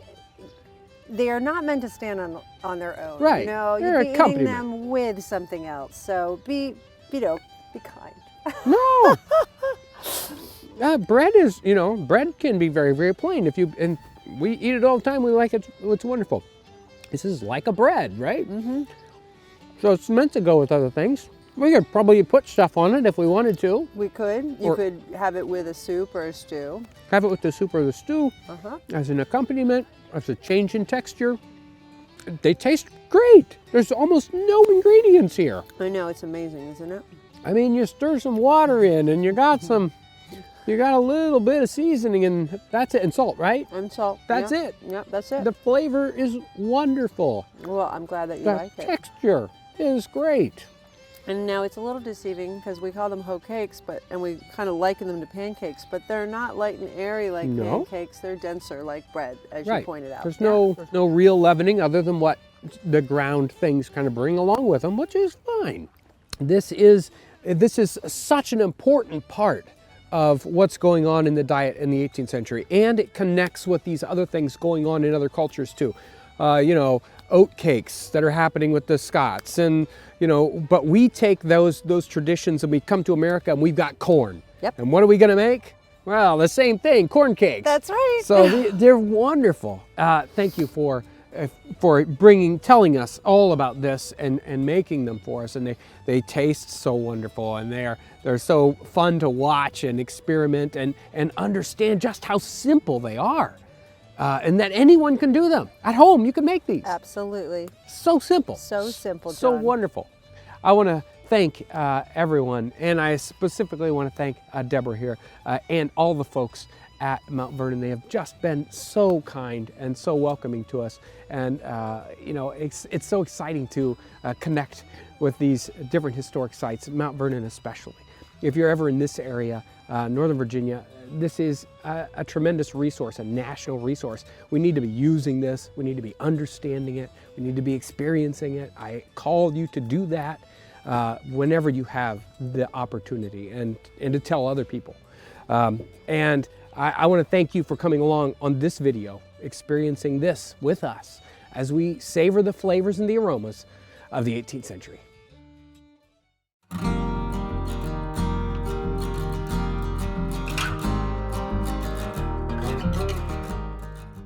You are the most important person in town. You hold your local society together. The men and women in your community who work every day to feed their families depend on you. Without you, people will go hungry, even homeless. There would be civil unrest, riots in the streets, if it wasn't for your constant routine. The very fabric of humanity is woven together by your hands. Can you believe all of this is because of bread? As a baker, you have a responsibility to your community to be able to bake this bread, bake it well, bake it to a certain standard. And in many situations, the baker took an oath in front of the community because this is the most important job in the world. Not just anyone can become a baker. You almost have to be born into the trade. Many people started off as an apprentice. And not just anyone can be an apprentice. You really have to be strong enough for this trade. You're carrying around heavy sacks of flour. You're carrying around huge baskets of bread in the streets to sell them. You start off young as a baker. Bakers in a community are part of a guild. So much so that they even turn out for parades and they're all together and dressed all in the same way in a uniform. And in this guild situation, the bakers in the community have to compete against one another, but also support one another as they work within that community. Why was the baker important? Why didn't people just bake bread at home? Not everyone has an oven in their home. In fact, most people don't have an oven in their home, and they certainly can't afford to fire it every day. It takes a lot of fuel to fire up a little tiny oven. The baker has a huge oven. He has to start that oven up in the morning, but it bakes for the entire town. And not just bread, but people will bring other things to the baker to have them bake. You might bring a big cake. You might bring a whole haunch of venison. The customer is everyone in town, from the richest house to the poor house. And it's interesting that there's a loaf of bread that represents each level of society. Whether it's the most refined bread for the rich person's table or the coarsest dark loaf for the poorhouse. The reason why bread is so important is it's the one thing the everyday man can survive upon. And he doesn't need to cook it. He can just buy it and eat it, and that's it. That's all he really has to have. We will find journal entries where an author will talk about a meal that seems very complete, and he will complain about the lack of bread. That's how important it was.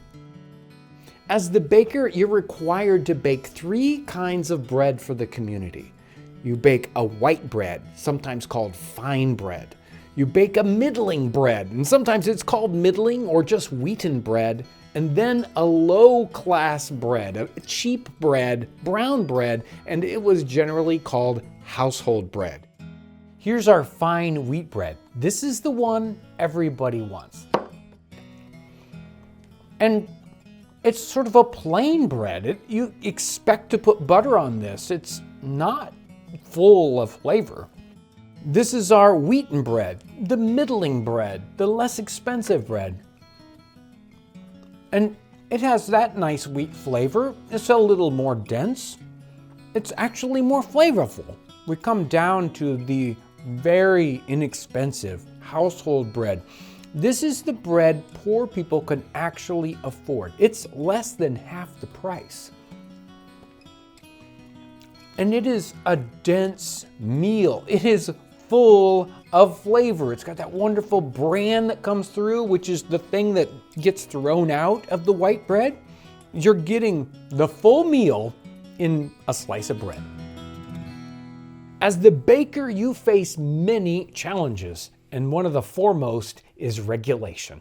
Bread has been regulated for thousands of years. The Romans regulated bread, and they're regulating many different aspects. exactly what goes in your bread. Is it white bread? Is it brown bread? Is it household bread? And you're regulating the weight of the bread. Your bread has to weigh a certain amount. Your bread also has to be a particular price.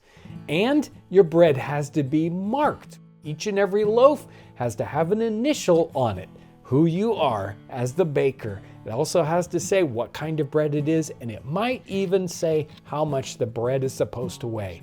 And if you don't put these marks on your bread may be forfeit and given to the poorhouse.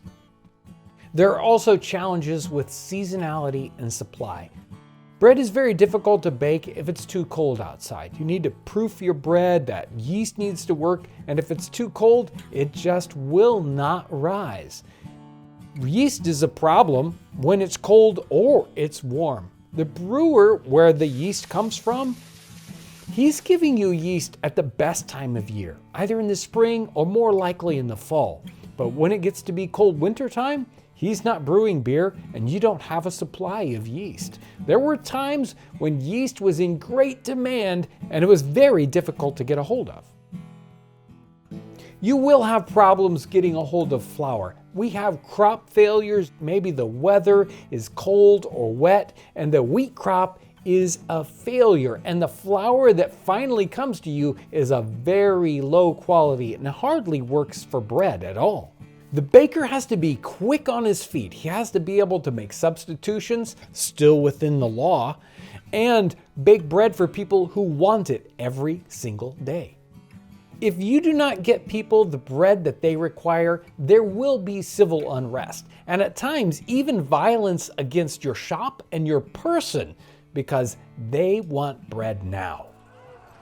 And there are even bread riots recorded throughout history. It's one of the reasons why bread is regulated so tightly. As the baker, what do you do when you can't get enough flour to bake your bread or it's too expensive? This happens many times, and there are certain things you can do. Most of them, well, they don't quite meet with all the regulations.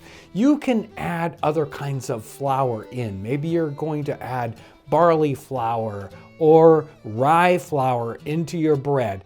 It isn't exactly what the regulations say, but in certain circumstances, it's the only thing you can do.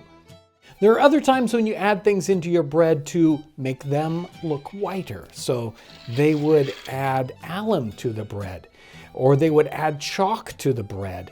There might be several reasons to do this. Sometimes you're just putting an inexpensive ingredient in and one that weighs a lot so that you can make your bread cheaper. Or if you can't get enough wheat, you might add that chalk to it so that it actually rises better. It's against the law. If you get caught, you will be punished.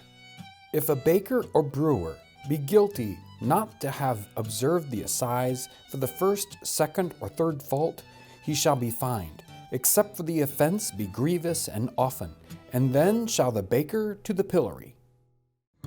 The reality is that bakers breaking the law isn't all that common. This profession is one that is very fulfilling. The community needs bread. I just love the crust when it comes out of the earthen oven. It's so different than anything else. You can smell a difference when it comes out of the earthen oven, and the texture is different. I think it has to do with that trapped moisture that you just don't get in a modern oven. Bakers were looked up to because of what they provided to the community. You're providing nutrition, fuel for the working man, survival for the poor. What you do is truly the most important job in the world. Wow, I don't remember the last time I ate so much bread.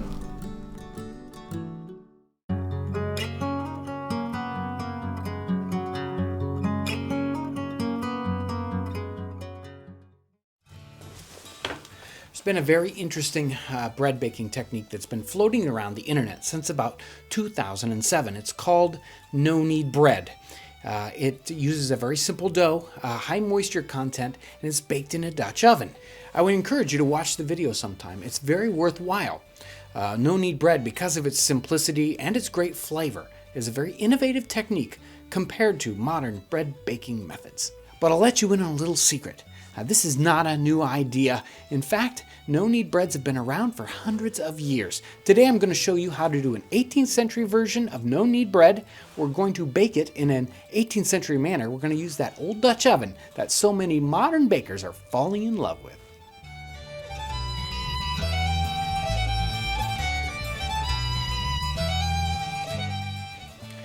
There are many different kinds of breads in the 18th century. Some of them were baked from very fine white flour, others made from very coarse flour. Still others were made with wheat flour mixed with other grains. But today we're going to focus on a bread known by the 18th century British and North American colonists as French bread. Now when I say French bread, what one might think is a baguette, a batard, or a brioche. Most people think of a French bread as a firm white bread with an open crumb structure and a crispy crust. Numerous 18th century English cookbooks contain recipes for French bread, but this French bread is nothing like the modern French bread. Modern breads made with just flour, water, yeast, and some salt. No, these French breads in these 18th century cookbooks are always made with milk and sometimes eggs and butter. This English version of French bread was made into loaves or into rolls. The rolls were sometimes referred to as manchet bread, which can mean the quality of a bread or sometimes its size and shape. This French bread had its crust either rasped away or chipped off with a knife. 18th century French bread was commonly used as an ingredient in other dishes. The bread crust was often used in porridges, soups, even in other breads. Let's make some of this French bread. In a large bowl, let's put 3 cups of flour. Bread flour or all-purpose flour will do, and about 1½ teaspoons of salt. That's it for the dry ingredients. Let's do the wet ingredients. The original recipe calls for barm. And since nobody has barm, which is the foam from the top of beer, instead we're going to make a substitute barm. Let's start with a ½ cup of water. To that I'm going to add a heaping tablespoon of flour. And then we need some yeast. We're going to use instant yeast. You need about 1/4 teaspoon to 1/2 teaspoon. And then we can stir this all together. Now for the rest of the wet ingredients. I'm going to take just 1 egg white. Let me crack this egg, and we're going to add that to 3/4 cup of milk and whisk that together. Now I've got here 2 tablespoons of melted butter, and I'm going to put that in with 2 egg yolks, and we're going to whisk those together. Now let's add this all together. And we can put in our barm mixture too. And that's it for our wet ingredients. Now I'll mix the wet ingredients with the dry ingredients, and I will mix them with these.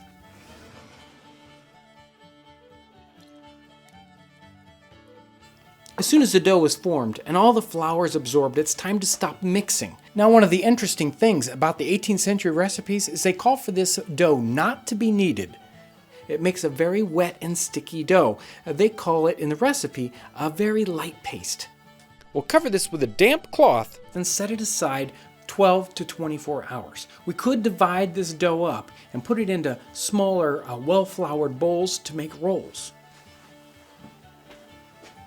Now we've prepared this batch ahead of time, and it's been rising about 18 hours. It's got a very nice spongy texture. So it looks like it's time to start preheating our Dutch oven. We're going to be baking our bread in a Dutch oven today. Baking bread in Dutch ovens is very common in the 18th century, although our recipes don't call for that specifically. We had this oven over the fire and it's warmed up. Don't skimp on preheating this. You want it to be nice and hot when you get started. I'm going to go ahead and sprinkle some cornmeal into the bottom of that. This will keep the loaf from sticking. Just a very thin layer here. That looks good. And it should brown up just a hair so you can see that the oven is getting the right temperature. Now it's time to look at our dough. Now I'm going to turn this out onto a liberally floured surface. Now your dough may be a lot stickier than this, but that's okay. It'll help to flour your hands so that it doesn't stick. Now let's pat this down a little bit. Let's fold it once. Let's fold it twice. 3 times, and one last time. 4 times we're going to fold this. Now let's put it in our Dutch oven. You want to keep a close eye on this while it's cooking. It's going to take 25 to 30 minutes. You want it to be a nice deep golden brown without burning on the bottom.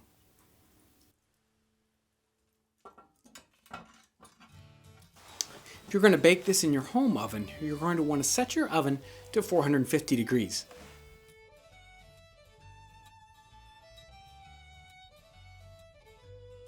There, that looks perfect. I'm going to take it off.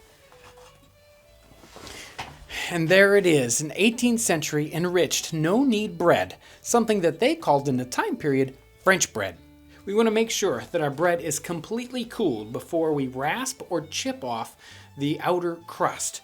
The crust and also the French bread as it is used in many 18th century recipes.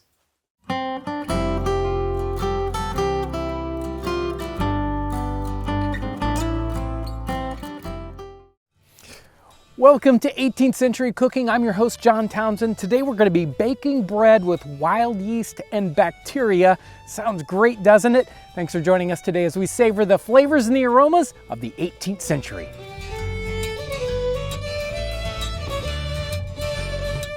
Bread has arguably been the most important food source for people for thousands of years. It was so very important in the 18th century, especially for those people in the lower classes, those working class folks in England, in North America. Super important to understand exactly what's going on with bread. So people in the urban centers, they had access to bread that was from the baker. So whether it was a inexpensive bread or an expensive bread, depending on what they could afford, bread was available in the urban areas. But out in the rural areas, bread wasn't as available, and especially what it takes to make bread that we typically consider yeast and barm that you would get from the brewer to make your bread nice and fluffy. And bread always has, or almost every bread has, basically 4 ingredients. It's flour, it's salt, it's water, and it's a leavening agent if it's a leavened kind of bread. So something like yeast. But what happens if you're in a rural area and you want to make bread but you don't have that available? That's the thing that I've been studying and trying to understand for a decade. And it's very hard to get this information because it's not something that's typically written about. It doesn't show up in cookbooks because it's low class food. It's made every day, and those folks, they don't write down their recipes, they just do it. And so what we're left with are descriptions of breads and descriptions of how they make them. Many times those people writing it don't actually understand exactly what's going on with the bread. But today we're going to dig down into where this comes from. A couple of weeks ago, I read from William Ellis's book about oat cakes. Remember the whole journey cake episode, which is an unleavened bread. But in that same section, here he says, by mixing oatmeal with water and a little salt, which they let stand together 20 or more hours, and then they knead it into a dough or batter. Multiple references here in William Ellis's book from 1750 talk about multiple different kinds of oat cakes, and one of those is a kind of bread that they called sour cake, and it was a dark loaf. It was sour, and it was probably leavened in this technique where they knead it together and then they let it set 20 or more hours. That's the hint here. What's going on in this 20 or more hours? Well, let's talk about that. Here are some doughs that I've made up earlier, and they have, here's one. This is just a standard dough lump, kind of made about the same consistency as you would do the bread itself. And then we let that set for, this has been setting for probably about 30 hours. And you can see it's starting to break up. It's starting to expand. It's starting to get all kinds of air bubbles. Look inside this. It doesn't have any yeast in it. Well, it doesn't have any yeast that I added as a particular ingredient. No barm. What has happened is this has got the yeast that is available in our environment. It's in the air, it's on my hands especially. It's in this dough bowl that I mix the dough up originally. And you can see there's little pieces of dough that's left over, and that's on purpose. You don't clean your dough bowl out too much because it actually leavens the next batch. This is talked about in so many different books here in the 18th century, and you can even find references to that going on in the book of Exodus in the Bible, where it says the whole reason why they didn't have unleavened bread was because they couldn't get access to their bowls. That's what was leavening their bread. So this is what's going on in this. That the yeast that's available in our environment and even on the grain itself is doing the leavening action. And we can make a very wet version of this, a sponge, and that's talked about in these cookbooks also. Just they don't talk about it in this particular context of making a very primitive bread. Many times they just talk about this in a yeasted bread, or one that uses what they called leaven, or the old dough technique, where you might start off with yeast, you make your bread, you take off a little piece, and you use that the next day or 2 days later, or even a week later if you store that in salt. So they had different techniques for making these inexpensive or kind of worker bread. So for us today, we know that what's happening here is that it's yeast, it's bacteria, it's all sorts of things in our environment that are making this happening. In the 18th century, they had not identified yeast, they had not identified bacteria, they just knew it worked. They called it leaven, they called it sour sometimes. They just, they would say it's sour dough, it's a piece of dough that's gone sour. Right? So they didn't know what was going on. They hadn't identified those little things that are happening in there, but they knew it worked. Now this dough is just simply a little bit of wheat flour, some rye flour, because that's kind of important, and it was one of the inexpensive grains in the time period, and then salt and water and mixed up into a soft dough. And this is in our dough bowl, so it's going to get some of that yeast from the bowl, might get some from my hands or from the flour itself. It's going to start percolating over time. We're gonna have to let this set though quite a while like this. And we wanna set it someplace warm. The dough bowl is perfect. It's wood, it's insulating, and we're gonna set it someplace warm. It's cold today. We're gonna set it close to the fire, not too close. We don't wanna bake it.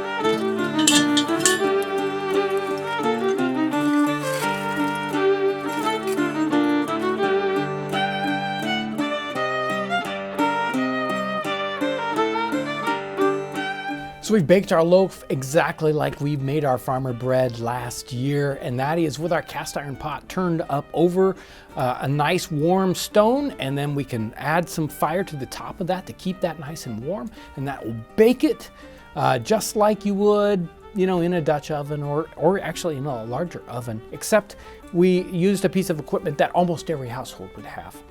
So the bread looks amazing. It's set up nicely.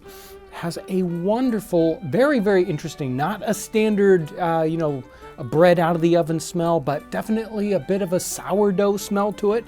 And again, this is, no special thing, right? This was just dough that sat around for multiple, like a day and a half or so. Let's find out what it tastes like. Maybe I'm a little worried, but I don't know. Now this is bread that's freshly baked. Many warnings in the 18th century. Don't eat bread when it's still warm, when it's right out of the oven. Don't do it, it's bad for you. Well, we're gonna do it anyway because it's wonderful. It's got some amazing flavors to it, different than standard bread you're gonna get out of the store, obviously. This has got a little bit of rye in it. It's just other wheat bread other than that with a little bit of salt, and of course I just put a touch of butter on it. But the flavor is something that, boy, you just can't get any other way. It is very, very good. So again, this is bread that's made with just flour, salt, water, and then the yeast that comes out of the air in your hands from the flour itself.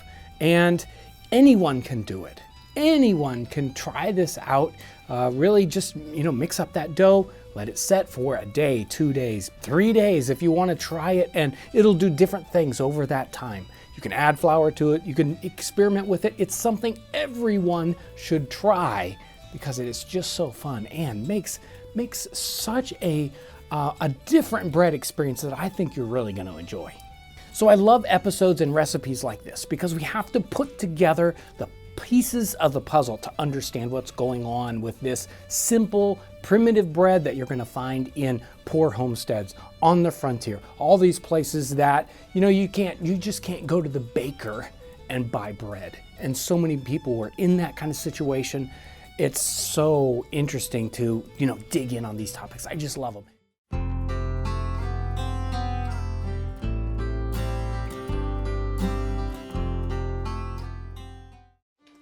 Bread was an important food source in the 18th century.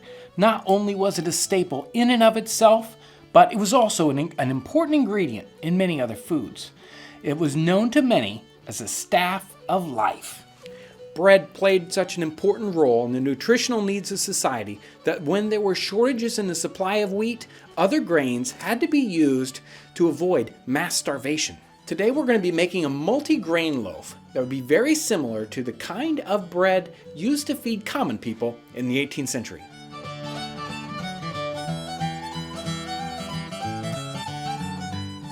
During the latter half of the 18th century, Western European countries saw a massive increase in population. England itself saw a 70% increase in its population during that same period. This expansion had a dramatic effect on the demand and availability of food. Wheat, for instance, doubled in price in this time period. The result was an important trade link between the American colonies and England. Wheat became the largest export crop for the mid-Atlantic colonies in the 1700s. When George Washington decided to diversify away from tobacco, he chose to cultivate wheat.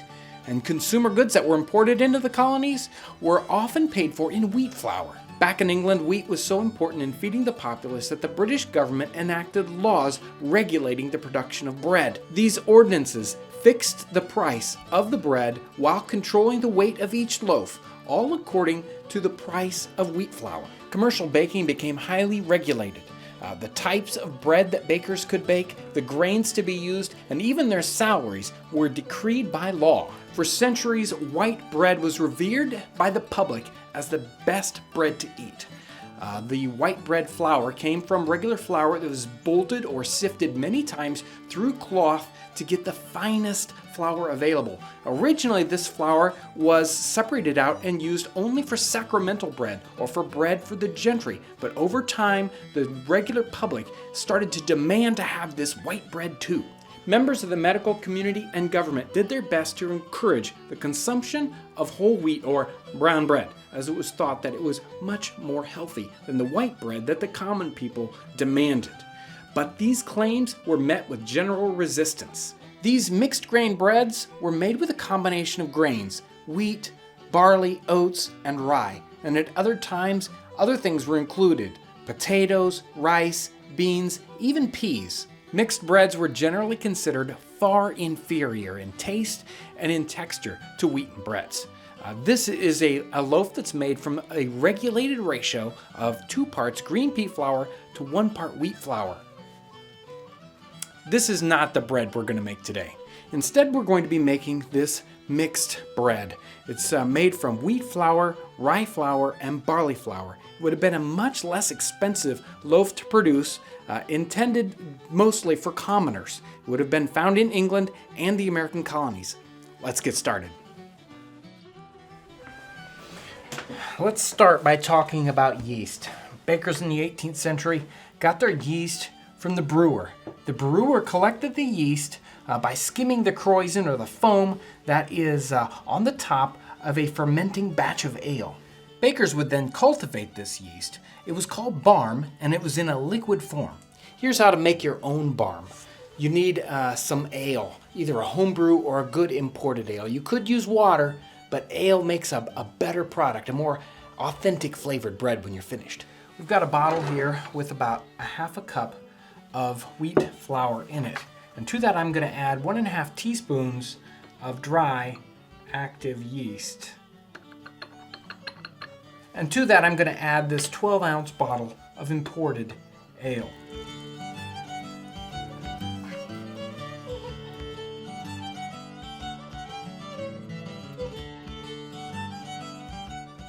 And we need to give this a really good shake and get all the dry ingredients mixed up.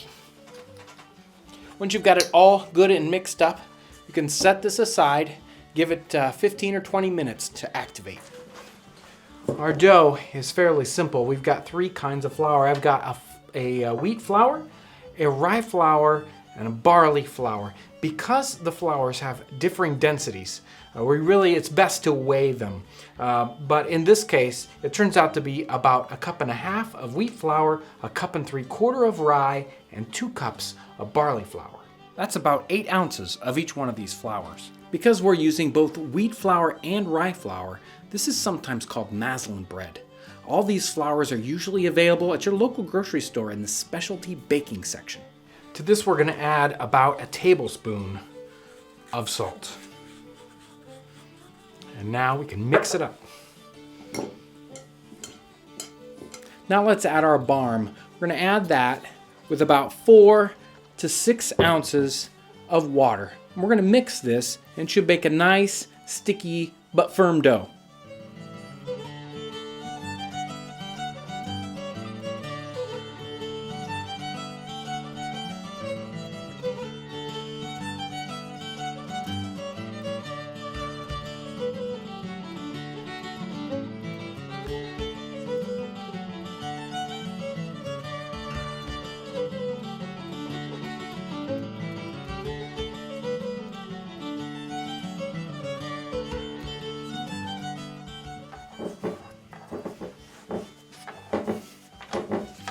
We're going to knead this quite a while until the dough becomes very elastic.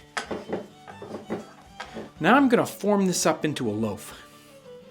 We're going to take our redware pie pan and sprinkle it with a little bit of flour, and we can put our loaf in there and cover it with natural linen. Natural linen is something that we offer on our website and in our print catalog. This is a whole grain dough. It's going to take quite a while to rise, several hours, even overnight. We want it to rise till it's about twice as big as when it started.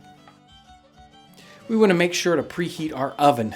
If you're using an earthen oven, you want to get that up to full temperature and then let it cool down to bread temperatures. If you haven't got your wood-fired oven yet, you can use a standard home oven. You want to make sure to preheat it to about 400 degrees.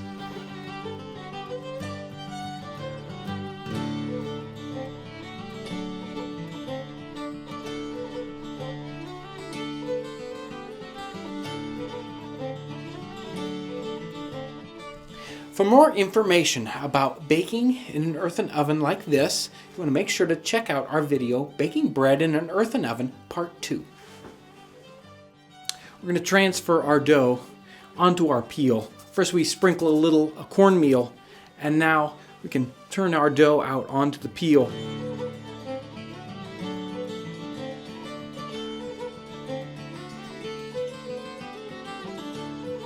Your bread's going to take 30 to 45 minutes to bake, depending on the temperature of your oven.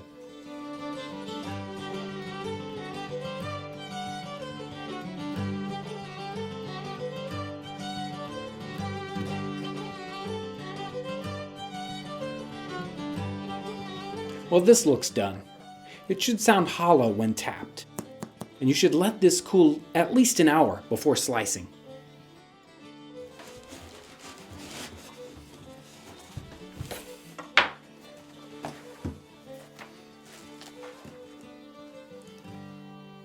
You know, the crust might be tough, but for all their complaints about this not being white bread, this mixed grain bread is very good.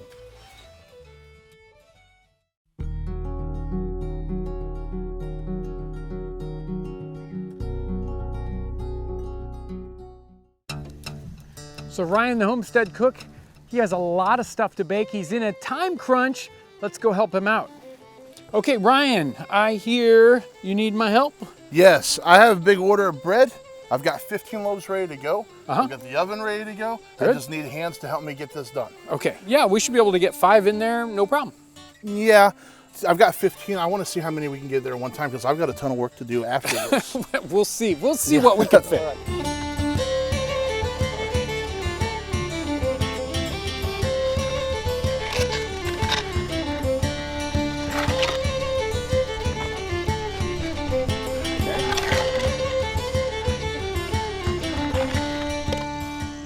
I think we can get more.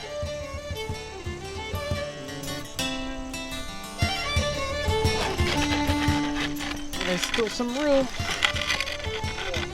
Okay, 2 more, let's do it. And we'll leave this one right by the door. Okay, let's get it closed up. We did it, we got 15 loaves in there. Hopefully they won't all grow together and we can get it out. So it's a challenge just to see how they're gonna bake, especially if they get too hot in the back. And this is gonna be fun. It's a challenge. Thank goodness we got all the bread done. Okay, what's this? We got half the bread done. we gotta fit another 15 I told you it was a big order. We gotta get more of these in there. I'm gonna start splitting into loaves. It'd be really great if you could stick around long enough to help me. Yeah, I can do that. Okay.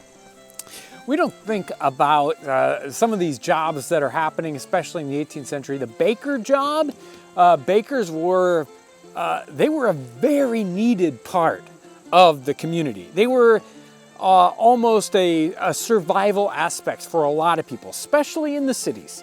And the baker, he had a tough job. He had to come and start up this oven early in the morning and start the dough. This dough takes a lot of time because people want to buy their bread, not late in the afternoon. They want to buy their bread in the morning. You gotta have the bread. Bread was so important in this time period that, especially say in the late 18th century, there were bread riots. If they didn't have enough bread, if it was too expensive, it caused unrest in the society. And that even happens in North America, especially during the Civil War. So the bakers are a very important part of the community. Okay, yeah, we need to pull these out. Can you grab the peel? Yeah. Here we go.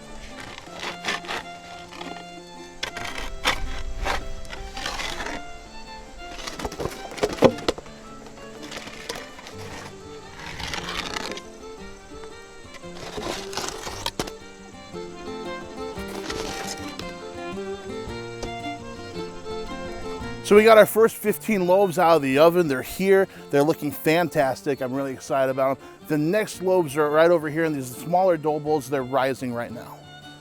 The baker, Ryan, in this situation, he's got a big challenge, especially this time of year. The weather has turned and it is cold, especially in the morning.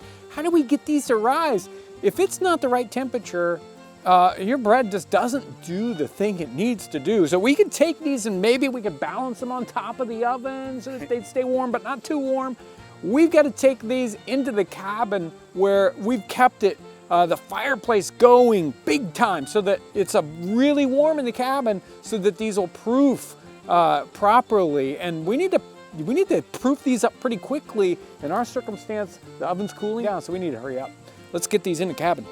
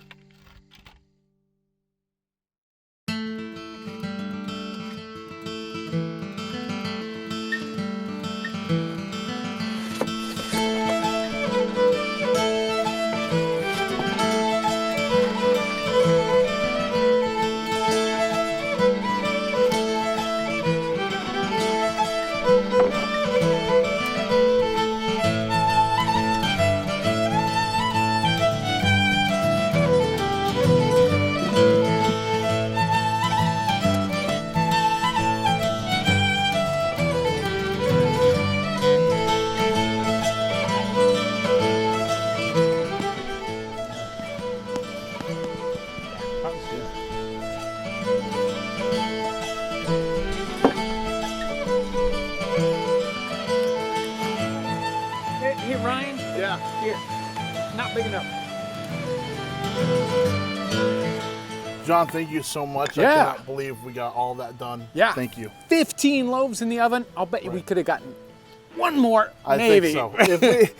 When we started out, I thought 12's the max. I did Yeah. not I didn't think we were going to go 15. Well, and I mean, they didn't grow together too bad. It was just, I mean, the dough was just right for that. So 15 worked great. I was surprised. I thought we would have some that were like more done on this side and more done on this. They all cooked pretty evenly. They were very consistent. And we just started working with this Right. oven.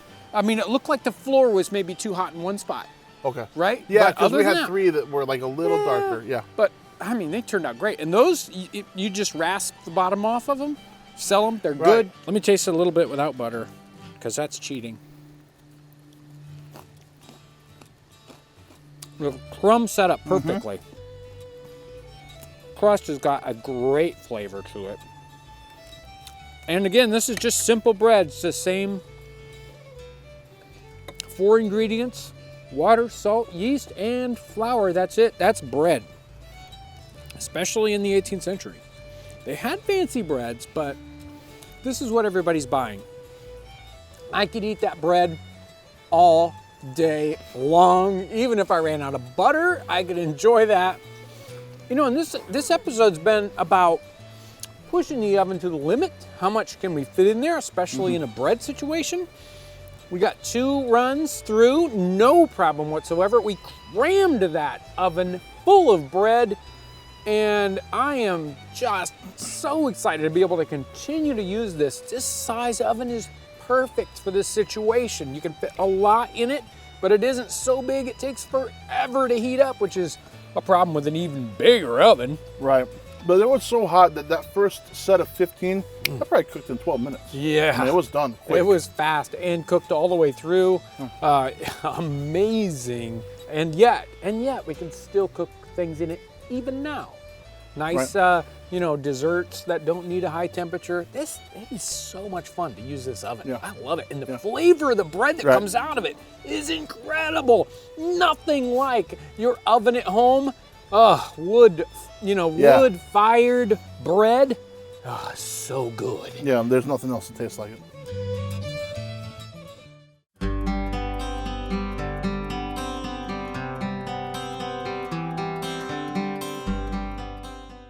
Welcome to 18th Century Cooking. I'm your host, John Townsend, and today we'll be looking at primitive baking techniques, baking bread for the poor farmer in early America.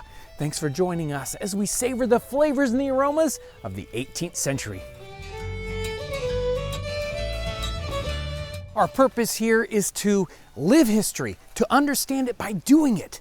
Let's walk right into history. So most folks in the 18th century are going to have a kitchen, obviously, but most of, especially these poor farmers in the backcountry, they don't have a brick oven like you might find in the city. And of course, there isn't a local baker to just go and buy bread, which is what you would do if you lived in the city. And even later on in, say, the early 19th century, bake kettles get to be very popular. But in 1750, bake kettles really aren't around. So how are you going to bake your bread if you're a farmer out on the frontier? Well, you're going to use a large cast iron pot. That's what we'll be using to bake today. But first, let's make up our recipe. We got to get our dough ready so we have something to bake. So today's bread is a Rye and Indian bread, which is probably the most common staple bread in the 18th century for the colonies. It's the least expensive and easy to get a hold of. Bread in the 18th century, basic bread is so simple. It's just made with flour, salt, yeast, and water. So today for the flour, we've got what they would call Indian meal or Indian cornmeal, and you would maybe know it better as maize if you're in other parts of the world. This is a very simple ground up meal. And then we've got rye flour also. We're gonna mix these guys 50-50.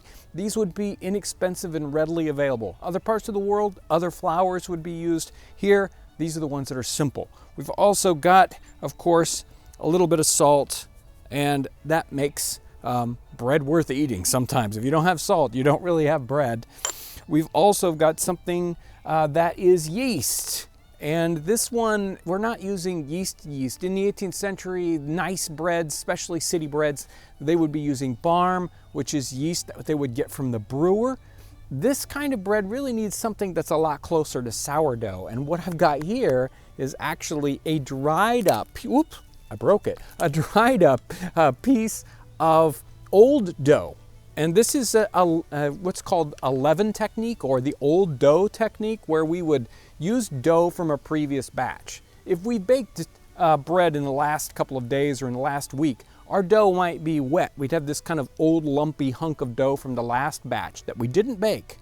This is several years old. This is actually a batch from Prairie that we got a couple of years ago. We'll revive this yeast and use it today. So to get our yeast ready to use in this recipe, we have to soak these in nice warm water. You'll want a couple of chunks. We're going to soak this in warm water to get it activated. That way it's really easy to mix in. And the last ingredient, of course, is nice clean water. The best bread is made with the best water, so you want to have very, very nice clean water. Let's get mixing this up. You don't need to overwork this dough. Not a lot of kneading. We just need to get it into shape. And again, this is pretty moist. So as soon as we got a good shape on it, this one could even be just slightly moister. But we're going to set this aside right here in our vessel that will let this rise up. And we want something that kind of holds the heat in. We want to set this someplace warm. We're going to let this rise at least 4 hours, maybe 8 hours overnight, someplace warm. It won't get big. This isn't going to get really big. It will start to crack the surface. That's when we know that it's growing a little bit. Let's put this away someplace warm. So here is a classic cast iron pot of the 18th century, probably about a 5-gallon pot. And of course they would use something like this for cooking. They would also use it for different sorts of washing. So it's a very versatile pot. And not only can you use it for cooking, not only for washing, but we can use it for baking too. And there's a wonderful recipe or article in William Ellis's 1750 Housewife's Family Companion, and he talks about cottagers in sort of or lower class farmers in England, and he talks about them using their cast iron pots for baking.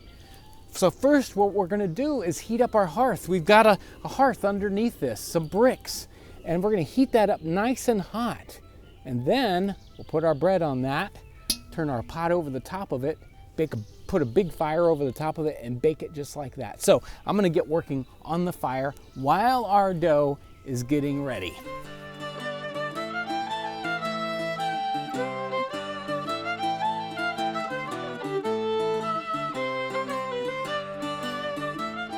Well, this one is ready to go. It's risen. You can see the cracks in it, how it's started to grow a little bit.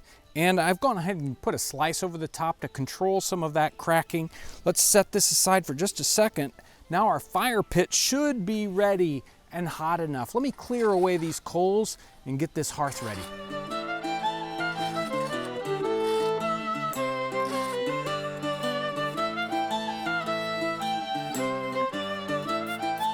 This hearth is really nice and hot. This is going to be perfect. Let's get the bread on this.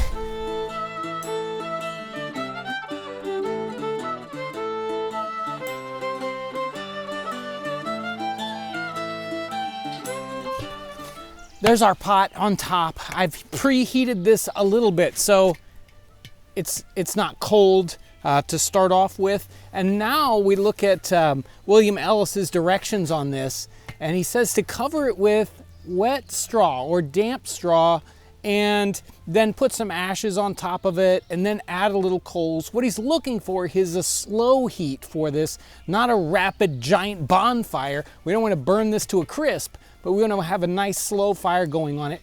I don't have a lot of wet straw. I do have some cut sort of hay that's not good, and I've got sticks and leaves. So we're gonna build a small fire, a slow fire over the top of this and bake it for 45 minutes to an hour and a half, depending on how long it takes and how hot it seems. The original recipe for a big loaf was 3 to 4 hours.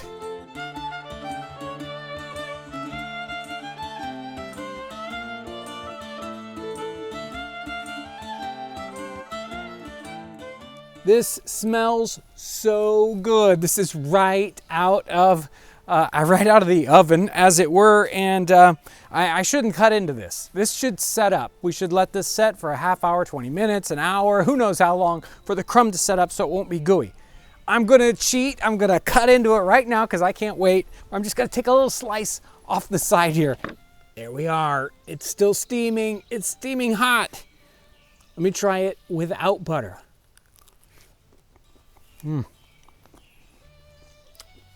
This is great. I cut into it way too early. Don't tell anybody. This is super. This is amazing. No oven, no nothing. Cooked just like the poor farmer would. I mean, if he was really hungry, he would have cut into it too. This is just like stepping into a cabin in 1750 and taking bread right off the table. It's amazing. I love living history, trying it out. It's amazing.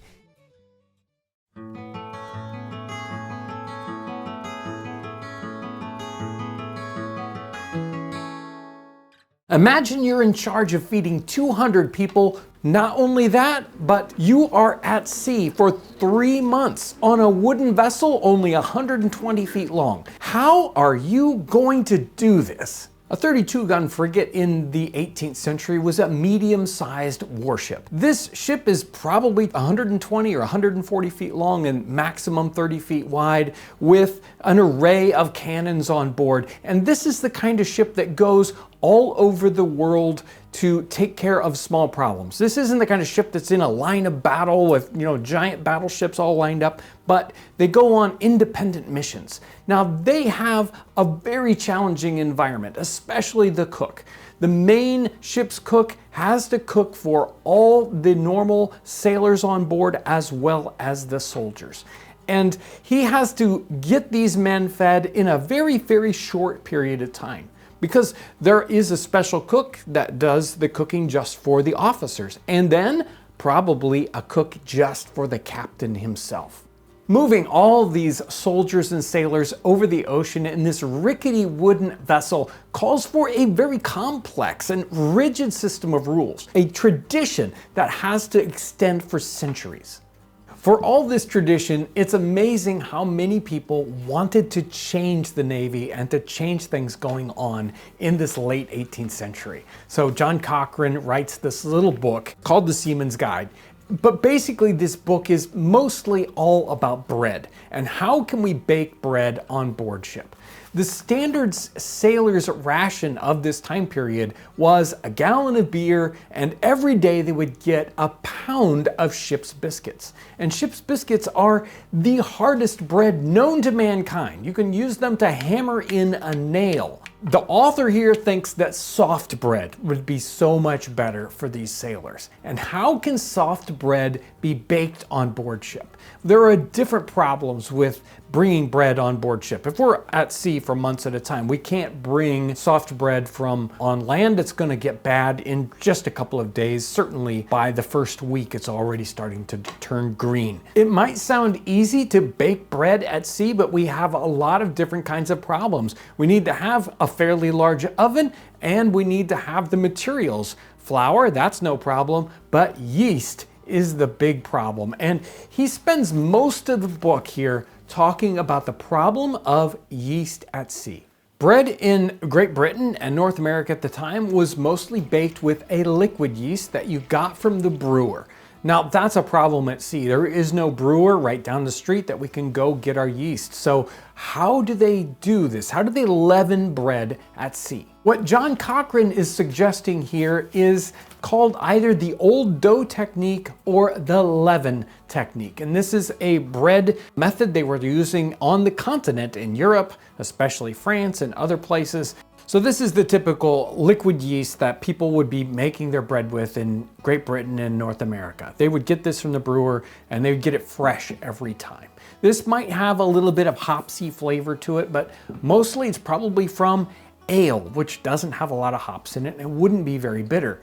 So what happens if we can't get that? If we're on board ship, then we can use this leaven technique, and we talked about it before. It has to do with taking a lump of dough from a bread baking that you've already done a previous day, 2 or 3 days previously. When you've done this, you tear off a specific section of dough and you leave it behind for your next day's bread, or maybe 2 or 3 days in advance. The yeast will stay alive, and he takes a long time talking about the 3 stages of yeast inside your bread. Now remember, 1797, they did not know what yeast really was. They had no way of understanding exactly its essence. So they just knew that if you used this old dough, that the yeast was still alive in that, and that it would go through these 3 stages of kind of a early fermentation stage, a standard fermentation stage, and then a late stage, which he calls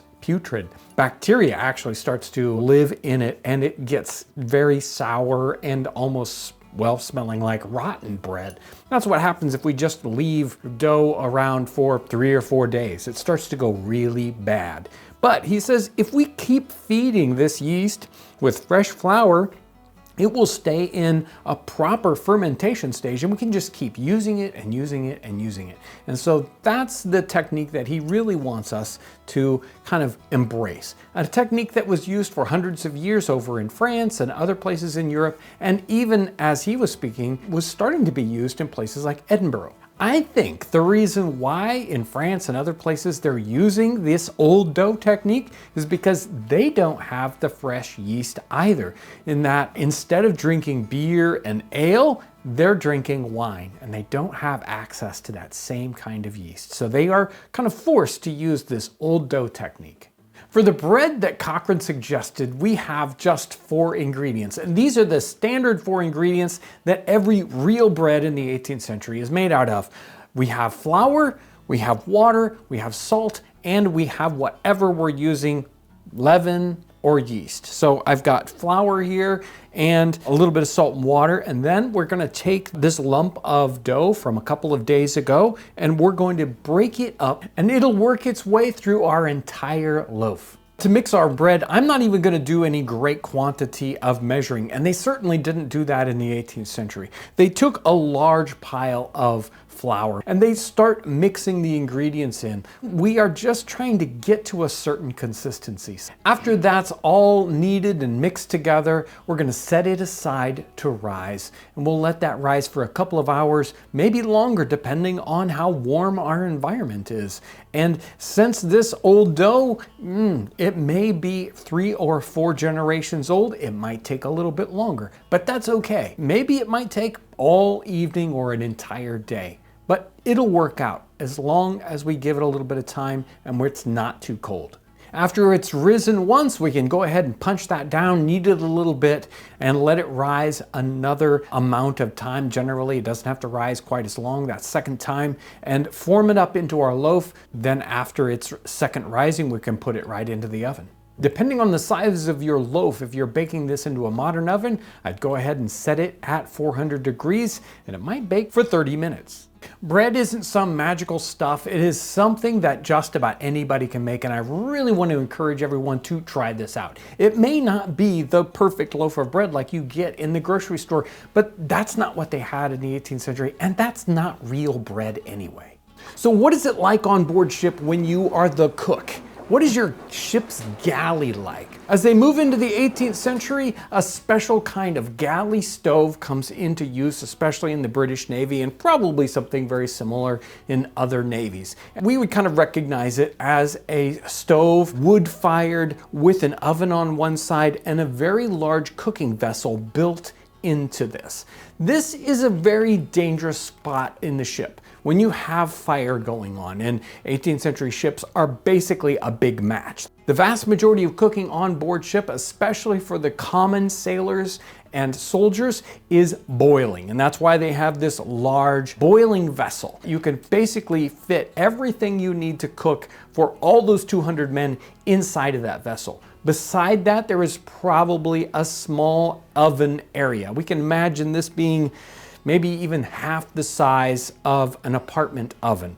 and possibly even an area so that you can roast off to the side. For smaller ships and gunboats, sometimes the ship's galley is just a small brick hearth with the cooking vessel in that. Again, very dangerous. And if you are at sea and it's a rough sea, maybe you have a storm or there's just big waves, you can't start the stove at all. You're going to eat all your food cold. And you hear about sailors complaining about that over and over again. You might have to go days and days with no hot food. The ship's galley is usually located below decks on these larger military vessels, but on smaller commercial vessels, they might have it bolted on the deck so that it's out there in the wind and sometimes in the weather, but it's also a safer location. And these ships' galleys on these smaller ships might only be, say, 4 feet square. Very, very small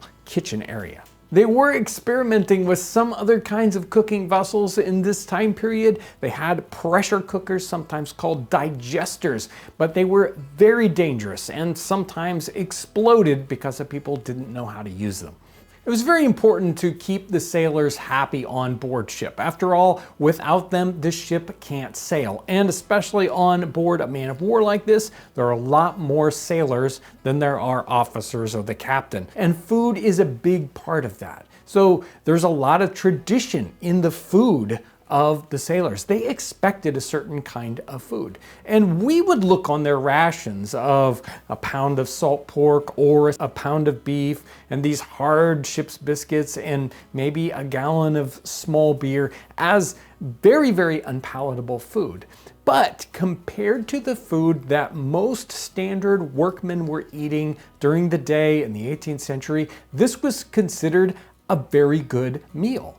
Not everything they're eating on board ship we would recognize as a complete meal, and some of these were very simplistic. One of the great examples of this is burgoo of the 18th century. And a burgoo on board ship is basically a kind of oatmeal. And again, you can see how if you had to feed 200 men, a giant vat of oatmeal might be exactly what you wanted to be able to cook.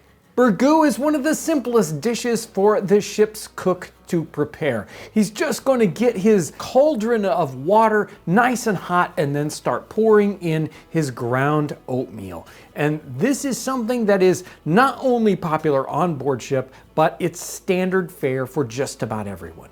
Ship's biscuit is what Cochrane is trying to replace. This is the mainstay of the diet of a normal sailor in this time frame.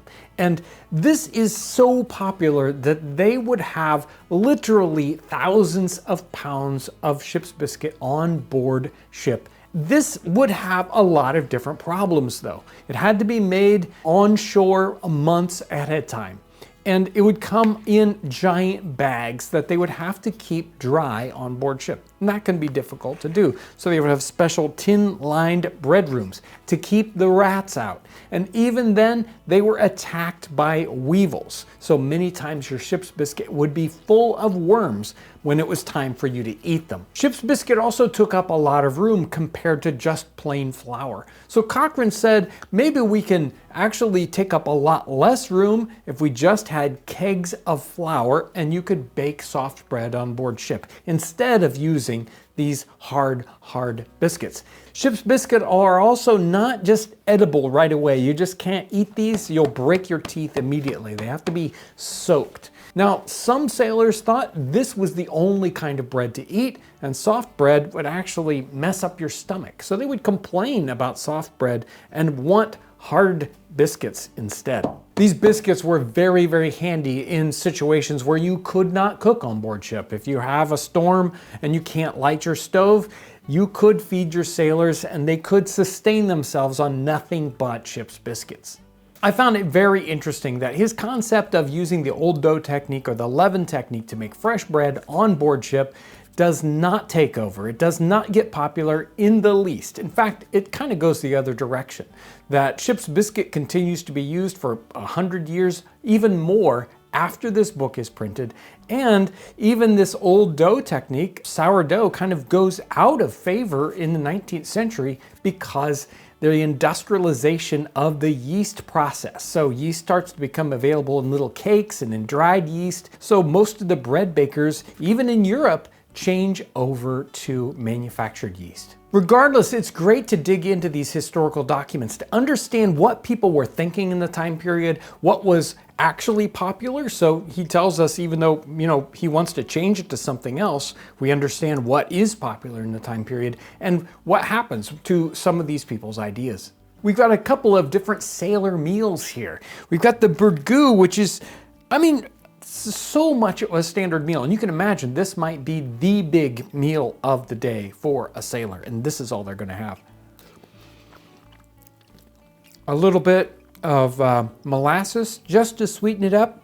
And then a plain, wonderful oatmeal. I'm not sure how I could work all day and that's the only thing I would eat, but sometimes that's what happened.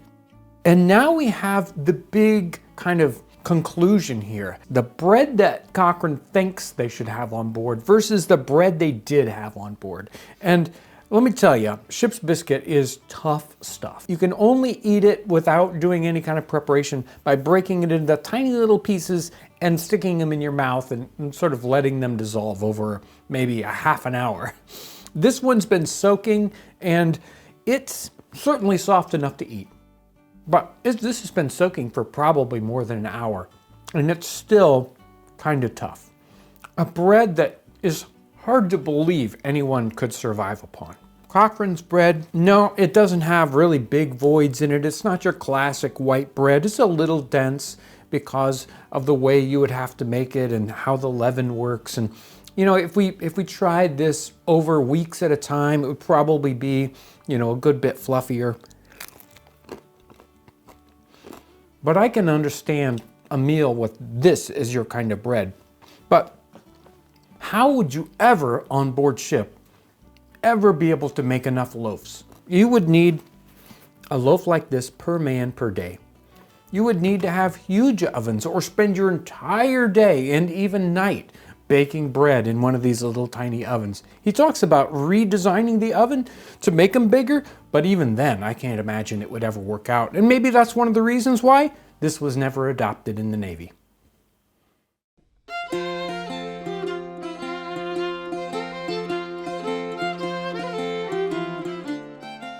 What is the real cornbread? If you ask people around the United States today, you will get so many different answers. Cornbread has to be sweet, or it has to be made out of white cornmeal or yellow cornmeal. Maybe it can't have sugar in it, or it has to be a particular shape. But my question is, what is the real cornbread from 250 years ago or 300 years ago? Now, I know you're already jumping into the comment section telling us what your cornbread is. And for me, I grew up in northern Indiana, so cornbread is yellow, and for me personally, it came out of a little blue box. Cornbread is a dish of the Americas. Depending on how you look at it, cornbread has been made for literally thousands of years by the Native Americans. But what about when European settlers come to the New World?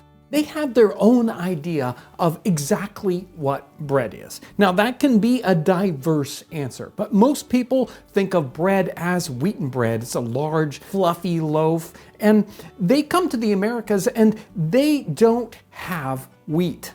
It doesn't grow well here, at least right off the bat, and so they have to work with Native American corn. Native American corn does not easily turn into something like wheaten bread. It is just not made of the right kind of stuff. The lack of gluten within the corn really doesn't allow the yeast anything to work upon, so you don't get these wonderful, nice air pockets inside of your bread. Now, interestingly, even within Great Britain, there were regions and cultures that had different main grains that grew there. So barley in some place, oats in another area, or rye. Now, these grains don't make very good bread either. And the people that grew those grains in those particular regions wanted bread, and they had to make a bread substitute with those. And they usually had to make do with oat cakes or barley cakes, something that most people wouldn't consider as bread. But those people that lived in those regions, they actually liked those types of bread better than wheaten bread generally. unless they wanted to look like they were upper class or middle class people that could afford the more expensive wheat bread. Exactly the same thing happens in North America. Corn doesn't make regular bread, and so people end up making Johnny cakes or maybe Hoe Cakes. These are just little flat cakes, which we wouldn't call bread at all. Very flat, kind of grainy, and with a very distinct taste. Now, most people still wanted real bread. How did they make real bread with corn? Now, there certainly is a distinction between cornbread and bread made with corn. These Europeans are looking for bread, the kind of normal bread they're used to, and so they're going to be making a bread made with some corn. But generally it's made with a combination of other grains, usually wheat or possibly rye, sometimes all three. When we look at the descriptions, and descriptions are all we have these simple ideas of, well, they made their bread with corn and wheat and rye, or they made their bread with corn and wheat. Sometimes they say they made their bread with just corn, but no matter how you try to make bread with just corn, it really doesn't turn out to be anything like what they would call bread. As ubiquitous as bread made with corn was in the 18th century, the funny thing is we really don't have any recipes for it. There are no American cookbooks from the 18th century except for Amelia Simmons's little cookbook from 1796-97. And corn is used in this little cookbook, but never does she make anything that we would call cornbread or even bread at all. She does have a recipe for Johnny cakes. So there's something like a little flat cornbread, but we have to look at other works to even get a concept for what their bread made with corn was like. Our first real recipes that we get for bread made with corn or something like cornbread comes in the 19th century. In The Art of Bread, in 1804, we have a maize bread recipe. And this one is a description of bread, or a recipe for bread, that really meets the description all through the 17th and 18th century about how they basically made their bread with corn.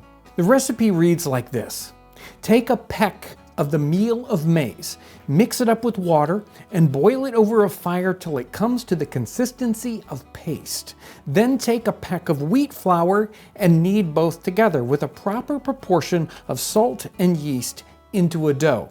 Allow it to stand before the fire for 2 hours to ferment, and then divide it into loaves and put them in the oven. Pretty simple recipe. It's almost as simple as regular bread, but with the corn, we have to boil it up into basically a cornmeal mush, and then we mix that with our wheat, and that will turn into something like, well, what we would consider cornbread. Now, we're not going to make a giant recipe here. We just need to boil 1 cup of cornmeal in a little bit of water. We want to boil it in just enough water that we get a nice thick paste. This will take a little bit of time, so stir it the entire time or it'll burn on the bottom of the pan. We're going to allow this paste to cool off. I'm just going to spread it around this bowl, and then we can mix it with our wheat flour. And I'm going to use just 1 cup of wheat flour here. I'll use a whole wheat flour, and we're going to knead this together. It's going to create a very, very loose dough, and we can mix that with a little bit of yeast. I've got a little liquid yeast here and some salt. Once we've got this mixed up, we can put it right into something like a pie pan, or if you want a loose loaf, you can also do that, but it's going to spread out. So the best way to really bake this is to bake it in some sort of a pan, either a little square pan or a pie pan like I've got here. I would let this rise for about an hour. It will kind of puff up a little bit, give it room to grow, and you can bake this, I would say, in a pie pan, something like 35 or 45 minutes at about 400 degrees. Now, can we make cornbread without any flour? Yes. A little bit later, we have The Virginia Housewife by Mary Randolph. This is 1824, and she makes a cornmeal bread. She says, rub a piece of butter the size of an egg into a pint of cornmeal. Make it into a batter with 2 eggs and some new milk. Add a spoonful of yeast, set it by the fire to rise, butter little pans, and bake it. This recipe seems to be the first one that gives us our classic concept of cornbread as we know it today. We're gonna take that butter and rub it into our pint of cornmeal. We're gonna add in 2 eggs and some new milk. Now, new milk, we probably just wanna use regular whole milk in this case. Again, a spoonful of liquid yeast. A regular packet of yeast is gonna work fine for this. We're gonna set it by the fire to rise and bake it in those smaller tins. This is the real cornbread from 250 years ago. It doesn't look like bread, does it? It doesn't look like your standard loaf of bread. It's flat. Even when I tried to get it to become a loaf, this is as much as you could possibly get out of it. In fact, there is one reference where they talked about making it and they would basically pile it up on the thing and it would kind of flatten out like this, and then they would put more on top of it and let it bake, and then put more on top of it and let it bake to try to build it up. It doesn't work very well. But if we're here just for taste, then let's find out what it tastes like. So I've got this one. This is the half and half that has wheat flour and cornmeal in it and yeast, and that's it. That's all there is to it. It kind of looks like it has a typical cornbread texture to it, and it does have some leavening in there. It's not just super dense, and it smells a lot more bready than you might expect. It does have a cornbread smell, but you know. And it's very, very flavorful compared to bread that we eat today. You know, even a whole wheat loaf doesn't have a whole lot of flavor to it. You put butter on it, you put other things on it. Bread by itself, other than the crust, doesn't have a lot of flavor. This is like crust all the way through, flavor-wise. You don't really end up with a true crust on it like you would a crusty bread. So this is the typical cornbread from 300 years ago. Now, if we go to the later cornbread, this is probably closer to what we would consider a cornbread, the Virginia housewife. It doesn't have as bready a texture.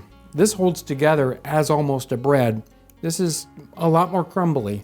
I think it's a lot more like what we would consider some kinds of cornbread today. A little grittier, you know. Compared to so many cornbreads that you might have today, whether it's made from scratch or it's made out of a box, the trouble to go to make this one is definitely worth it.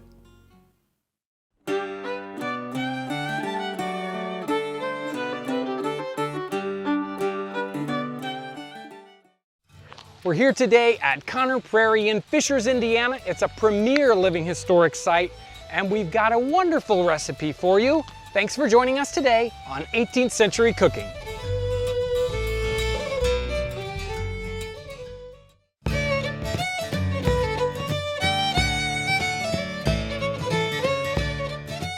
I'm here today with Miss Barker, and we're going to talk about Rye and Indian bread. So, explain to me a little bit about what we're cooking here today. We call it Rye and Indian bread because it's made of part rye flour and Indian meal, or sometimes we call it cornmeal. And you can use just those 2 grains to make the flour, or you can use wheat flour. We've actually put some wheat flour into it because it's a good way to stretch your wheat if you don't have a whole lot. See, here in Indiana we have a lot of corn, so and we grow rye very easily too, and wheat is more of a second crop. So we have a much more abundance of corn. So this is a bread that's good for stretching, since we eat bread 3 times a day. But it's very similar to a cornbread, but more of a mix between a cornbread and an Indian pudding. Tell me the difficulties that we're going to have with corn and making bread. Why can't we just make bread with corn? Well, you could, but it would be quite dense and a little bit crumbly. So a lot of folks, especially with making Rye and Indian bread, they'll say to scald the meal, right, which add boiling water. But I find that makes a very pasty bread, very dense. If you like that, then that's what you should do. But we're just gonna put plain water into it, and then we're also putting the wheat flour in there to give it a little bit more chew. It'll bind together a little bit more. It'll be a little bit sturdier. Well, let's get started. What do we need to make this? Well, first you need to start off with some sponge. Now this is just a regular old sponge. It's got lively yeast into it. We've broken down one of our yeast cakes, which we've made recently. But it's basically just about a cup of lively yeast. And then we're going to add to that about a half a teacup of molasses. Right. You can add more or less to your taste. It makes it quite dark if you add a lot of it, but if you like it sweeter, then you just do what you please. And I'm going to add maybe 3/4 cup of water. Right.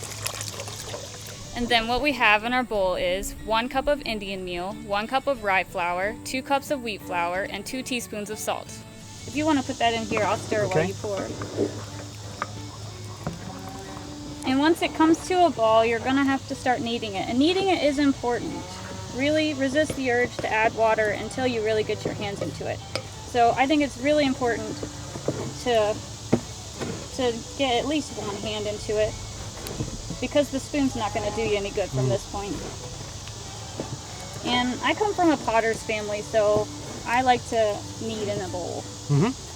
So you're going to want to knead this for about 10 minutes or so until it becomes nice and strong and it's not sticking to your hands too much. Now, don't ever look for it to never stick to your hands. Because of that molasses, it's going to stick. Oh yeah. So tell me a little bit about the leaven that you've used in this. You just had a sponge, but what was this sponge made out of? Well, you can get it from live lamb things, which is like whenever you go to your brewer, you ask for some beer barm, and that barm is what you can use to start your bread, and you can start a lively yeast that you can keep at your house as long as you keep feeding it. Right. So basically that was, you just get a little maybe teacup full of barm and feed it some flour and some water, equal parts, and then you stir it up, and then that's that. I would let it sit for a bit. Right. And then that'll make your bread. And if you wanted to preserve that, you could make your yeast cakes. And so to that mixture that I just told you, you should add some cornmeal until it becomes a very stiff batter like biscuits. Cut them into biscuit shapes, and then you just lay them out to dry. Right. And that's what you've used here to make this. Yes, indeed. Yeah. So to reconstitute this, you just crumble this up and add some warm water to it. 2 of these will make a nice loaf of bread. And it'll get active and alive again after a few hours or and half in the a day. summertime, it's a lot faster to make bread than it is in the winter. How's our ball doing? It is good and strong now. It's very, very stiff. It's still sticky to the touch. So when it gets to that point, when you've kneaded it about 8 or 10 minutes or so, you want to put it into a ball shape, and you see it's very dense. Yeah, that's tough. But that is going to keep you going throughout the day. Okay. So I'm going to we've got a bowl here. I'm going to line it with a towel. Okay. And then just sprinkle a generous amount of flour, whatever flour you please, really. And then you want to put the good side down. Okay. So that will be the top of the loaf when we're done. Yes. Okay. And then we're just going to let it rest until it's never going to get double in size. When it does get that size, it's going to be too deflated. So just let it get 50% larger.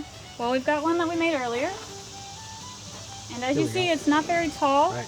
But it's going to be, that's going to give it just enough chew and rise. It's not going to be as dense as a cornbread. So these were the same size? Yes, indeed. Okay.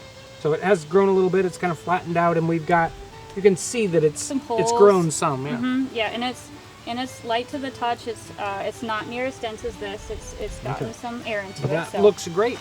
Earlier, I prepared the oven with some hot coals from the hearth. We cheated a little, but every cook knows that you don't ever let your fire go out. So I had some little sticks and then some larger sticks, and we put them in there. And with a little bit of some wood shavings, we got the fire going. It was a small fire. We let that burn down a little bit, and then we pushed it to the middle, and then made another small fire. Then let that burn down, and then we put the hot coals, we distribute them around the bottom to let the bricks really soak up that heat, and then I pushed them to the back and put my door on to really keep the heat in. Now we're just going to wait until the coals die down completely, and I'll rake them out. So exactly how long does it take to get this oven up to temperature? Depends on how long you want to use it. Since we're only baking a couple loaves of bread, it's only about 2 hours. If you wanted to use it all day long, I would suggest maybe at least 3 hours. So tell me about the oven and the setting that we have here with your house. Well, this is the Zimmerman's bake oven, and they asked Dr. Campbell if they could put it on their property, and this is the inn, so if you're needing a place to stay, they've got a really nice facility, but it's managed by Dr. Campbell, and this is a wonderful tool now that Mrs. Zimmerman has to use.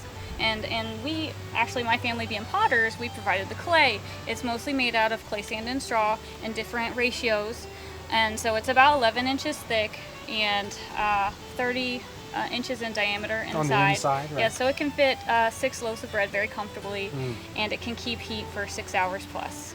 So once the oven has been swabbed out, we're going to cast on some cornmeal to see how hot the oven is. If the oven is too hot, the cornmeal will burn immediately.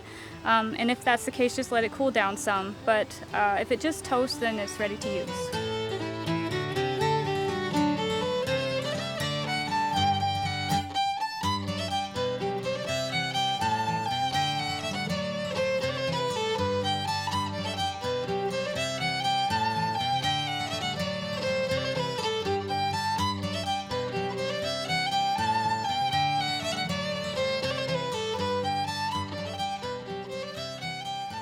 So the loaf is done. The bread smells amazing. I can't wait to try this. I'll let you cut into Yes, it. indeed.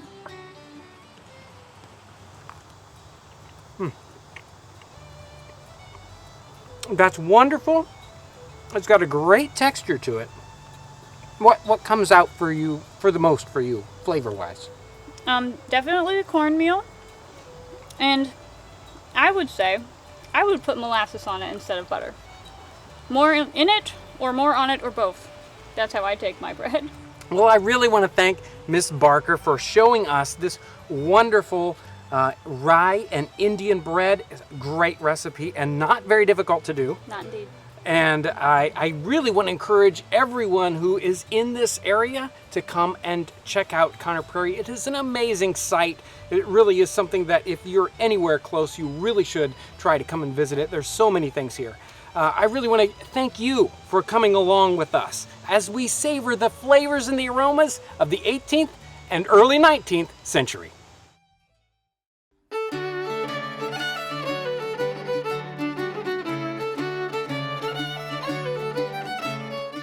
Welcome to 18th Century Cooking. I'm your host, John Townsend. We're at a special location today. Today we'll be doing a recipe that's, well, you could almost call it pumpkin bread, but not the pumpkin bread you're probably thinking of.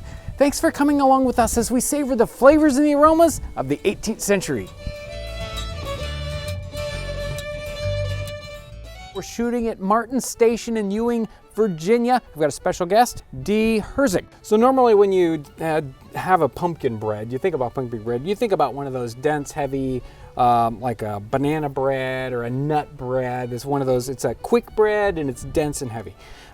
This is not that kind of pumpkin bread. It's more like a regular bread that uses that pumpkin water. I like this recipe because it's one that feels like you were going to throw this out, but we're going to use it for something. So later on, we're going to be doing a pumpkin pie, and we need those stewed pumpkins. Yes. But here we're going to use that stewed pumpkin water. We've got a bucket full of water here, and we've already got our pumpkin that's been. Go ahead and toss it in. Already been. We peeled it. We took the cover off the outside. Take the seeds off the outside. Of course, we're going to use those later on. We're probably going to bake those and eat those. Those are great. But this pumpkin's going to go on the fire, and we're going to let it cook for, well, I think the recipe says till it's clammy. Yeah. Right. So let's go ahead and get these on the fire. Okay.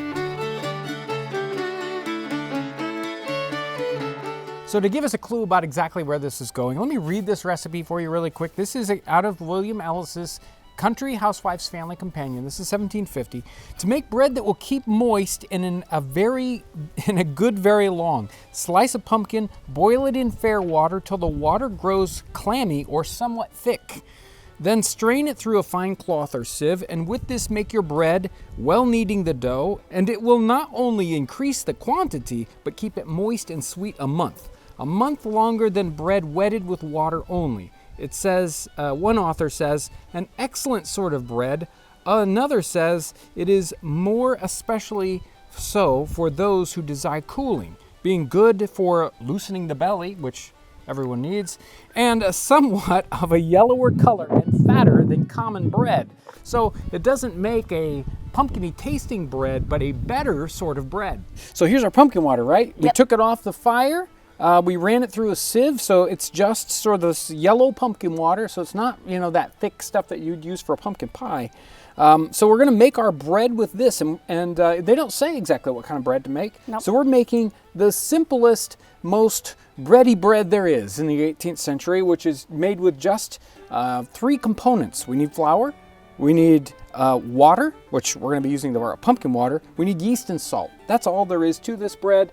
You know, this kind of bread, we can play it by ear. This is a country bread that isn't going to be, you know, perfect. I'm not sure exactly how much flour we've got here. We got some wheat flour, and it might be a pound and a half of flour. So go ahead and add what you think is the right amount of salt. Oh, that's perfect. There's our salt. We're going to mix that around in here, and we're going to kind of make a little mountain, and it's got a kind of a dimple in the middle of it. We need our yeast, and in this case, they would have probably used a barm that they've gotten from the brewer. We've made our substitute for barm, which is a modern yeast in a little bit of warm water. We let it proof a little bit, kind of puff up. That's a great substitute for period barm. We're just going to pour some in the middle there. They might have used a cupful of barm. That's the yeast that comes off the top as you're brewing beer. So, and then we're going to add, let's see how that mixes in with that amount of water. We're going to add in our pumpkin water until we feel like we've got about the right amount. We're going to, again, play that by ear. So, Dee, do you make bread very often here at the fort? What kind of bread do you guys usually make? Well, we actually use your recipe for the 18th century no-knead French bread. That French bread is so good. It is, and it's a big popular bread here at Martin Station. All of the reenactors that come here, they absolutely love it. And we've made up to as many as 18 loaves in one day here. Right here in this oven? Right here in this oven. 18 loaves, and that's a lot to get through an oven like that. Oh, yes. So we've kneaded this vigorously. It's ready to we can set it in our bowl, cover it up, set it by the fire, and let it rise for an hour or so, maybe a couple hours, depending on how it starts to puff up, how warm it is in there. Yep. But we can just set it there, right there in the nook of the fire. It'll stay nice and warm, and we can get to let that rise.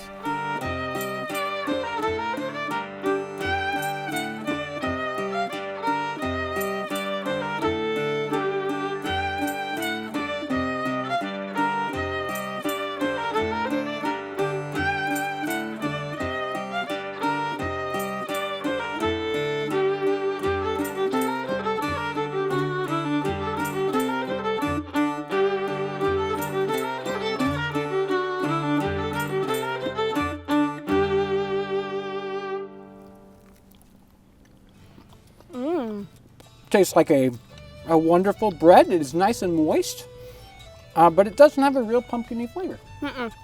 Now, but it's an excellent bread. Yeah. So unfortunately, we don't have a chance to test this to see if it's good a month later. You know, maybe I should make a loaf of this and test it a month later and see how it matches up to your standard loaf of bread. You know, but usually we're so hungry we want to eat it up right away. Oh yeah. It's a great way though to use up that pumpkin water. You were going to make your pumpkin pie. You weren't going to toss that pumpkin water out. You were going to use it to make even yummier bread.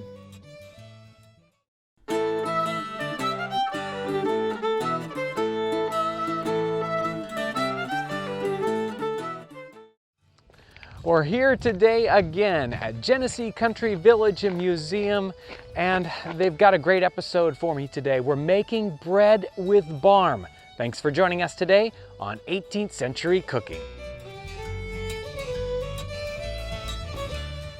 I'm here today with Peggy Roll. She's the hired cook here in this house, and she's going to show me exactly how to make bread with barm. So I can't help but notice this is a huge kitchen. Can you tell me a bit about the house and maybe even the kitchen? All right. Well, this is the house was built in downtown Rochester in 1827 by a miller, Mr. Livingston, and after it was right after the Erie Canal came through in around 1825, and so a lot of wealth was coming into this area, and he could afford to have a big house like this. But then the mills started moving west, and he became bankrupt. And so he sold the house to a Dr. Backus in the 30s, and Dr. Backus lived here. He was the second doctor to come into the Rochester area, and he lived here till the 50s. And he had a hired cook, and that's me. He became a state senator later on too, so Dr. Backus and his wife, I'm sure, were doing a fair amount of entertaining, and I would have been cooking for them. Yeah, this is an amazing kitchen, fully equipped and nice and large with this wonderful oven. Yeah, we have a lovely bread oven that we use, and she probably would have baked once or twice a week and baked the breads and pies and cakes and everything for the family. Great. So let's talk a little bit about this barm and getting it ready for baking bread. What have we got here? Well, I got some barm from the local brewery, right, and I was able to make a liquid starter from it. And so what I did is I started out with a little bit of flour, added a little bit of cold water just to mix it up, and added 2 quarts of boiling water. Okay. And then I added some brown sugar, and I let that cool down. I had to cool it down because otherwise I would have killed my yeast. Right. And then I added 4 tablespoons of my fresh barm and stirred it up, and then I put it in front of the fire overnight, and then the next day we can use that for our bread. So there's more that we need to know about barm. I'm going to go over to the brewery and talk to Brian Nagel about where barm comes from and what it is. There's been a strong connection between bread and beer for about 8,000 years, ever since they started brewing back in the Fertile Crescent in the Mesopotamians and Syrians. We have known there's a connection with the bakeries and the breweries, so we're very happy to be able to continue that tradition here at the museum by offering up our bakers some of the barm, the yeast that's coming on the surface of the wort here. Well, our yeast is working very nicely. The wort's beginning to ferment here in our fermenting tun. And I do know that our village cooks will be quite excited about coming in to collect some barm from us for baking some breads in the village kitchens. So I'm going to dip in and pull out some of that barm, some of our top fermenting yeast for them to have to do some bread baking. There's a great painting by Louis Miller, a Pennsylvania German artist, from the early part of the 1800s, showcasing a lot of villagers coming to the brewery to get not only beer, but also to pick up some barm for their baking as well. So we're quite excited to be able to do that here at the museum as well for our village cooks. So now what I'm going to do is I'm adding this to about 8 cups of flour. Okay. And I'm just going to make a well into my flour, and I'm going to dump it right in. Okay, so we have our flour, we have our yeast. And I'm going to make what's called a sponge. Okay. And so I'm going to try to stir in some of this. I'm not going to stir in all the flour right now because we'll need to add a little bit more water to it. Okay. But I'm going to stir this in like this. And Miss Leslie's cookbook tells us that we're supposed to then scatter a little flour on top. And then when you can see it bubbling up through the flour, then we're ready to go. Okay. So we're checking to make sure that our yeast is active by making this sponge. So we're going to set this aside. How long are we going to wait? You know, it might be an hour, maybe. Okay. And sometimes a little longer. And then what I'll be doing is adding some more water. This is sort of reverse to the normal way I would have made bread, in that I start out with the flour that I want and add the liquid that I need. And do we set this by the fire or just someplace warm-ish? In a warm place. I'm going to cover it up. Okay. And then I'll be able to set it in a warm place. I usually put it on a trivet over near the fire, but not right next to it. Wonderful. So here I have a nice you can tell sort of it's mass active here. and it's ready to go. I do have to add a little bit of salt. Okay. So I'm going to put about 2 teaspoons of salt in here. I'm going to put some flour on my board here. Okay. And a little flour on top so I can dig it out of here. So then we can just start kneading it. It's real nice dough. It's so very white too. It is. Well, this is a wealthy household, so we probably would have gotten the finest flour we could have gotten. I'm here today with Pat Mead. She's the head of Foodways here at Genesee Country Village and Museum. And we're talking about this recipe. The recipe that we're making this bread from is from Miss Leslie's cookbook. And Miss Leslie is an author from Philadelphia. But she cites in her book, when you make bread, you need to use the finest ingredients, and especially your flour. And she also says you should purchase it from Hiram Smith from Rochester, New York. Now, where we are here in the village or so is wheatland, and this is where they would be growing the wheat. It is also mentioned in books that Queen Victoria ordered her flour from here because it was known as the finest, some of the finest flour around. That's happening right here in Rochester. That's right. So it was a wheat growing area, specifically a good wheat growing area, and it did have lots of mills in the area too? It did. Later on they moved out west, but there were quite a few here. And also what was very interesting is that down in Mumford, not too far from here, is the Presbyterian Church, and you can find Hiram Smith's window there, stained glass window in memory of him. So he probably paid for his family, paid for a special window in the church right here in Mumford. Right. Wow. So I want to thank Pat for giving us this a little bit of extra knowledge about wheat and flour that came from right here in the Rochester, New York area. Thank you so much. Thank you. So I would need this probably for 8 or 10 minutes until it's nice and stretchy and you have a nice ball. But this is actually pretty good. And you're just making it nice and firm. You're developing the gluten. But you notice that I didn't add any butter or oil or sugar to this. This is a very simple receipt, and it just has flour and salt and this barn starter. Right. And that's it. And water, yeah. It gave wonderful flavor. So this was a double batch of bread, and so I'm going to cut the loaf here in half and make 2 rounds out of it. And I'm going to put it in my buttered dish here, just like that, and I will cover it up, and I'll put it in my warm place for an hour or so. Okay. And I'll wait for my bake oven to be ready, and so you're just going to let this rise about an hour? Right, about an hour. Okay. That's right. Until it maybe doubles in sizes? Yeah, it's about doubled in size. Okay. That's right. So here, this one is ready. This one's risen an hour. Right. Is it ready to go in the oven just like this? I think it's ready to go. I think let's see, you can feel it sort of soft around the side. Right, okay, so this one's ready to go in the oven. What about this oven?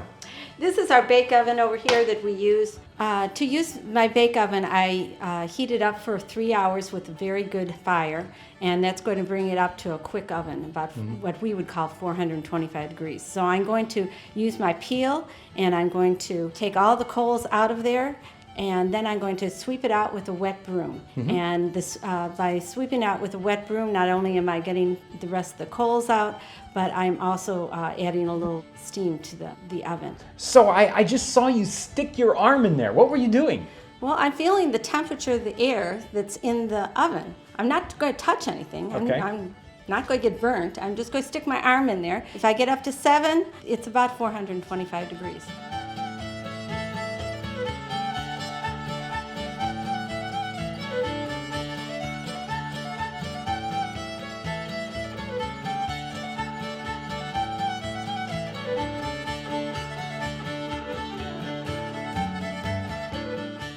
So this loaf is just out of the oven. Right. It's baked about 20 minutes? 25 minutes. I checked it and put it in for another minute or 2. And out it comes in the oven. What are we doing now? Well, we wrapped it up in a damp cloth, and they liked soft crust. Apparently. Okay. And so we have it a damp cloth, and we'll let it cool here, and then I will put it in a dry cloth, and we'll put it in our bread box. So we're not just going to cut it open right away and start trying to eat it? They didn't like that way. No, we do, but they didn't like it that way. Well, they didn't even think it was healthy. They thought, you really should let it sit for a day or so before you try to eat it. Here's our loaf of bread, and we could cut this and try and see what it looks like. Right, let's go ahead and try out your bread. You don't, obviously, we never know what we're going to find inside our loaf of bread. Well, hopefully we're going to find bread. It smells like a wonderful bread. And it smells good.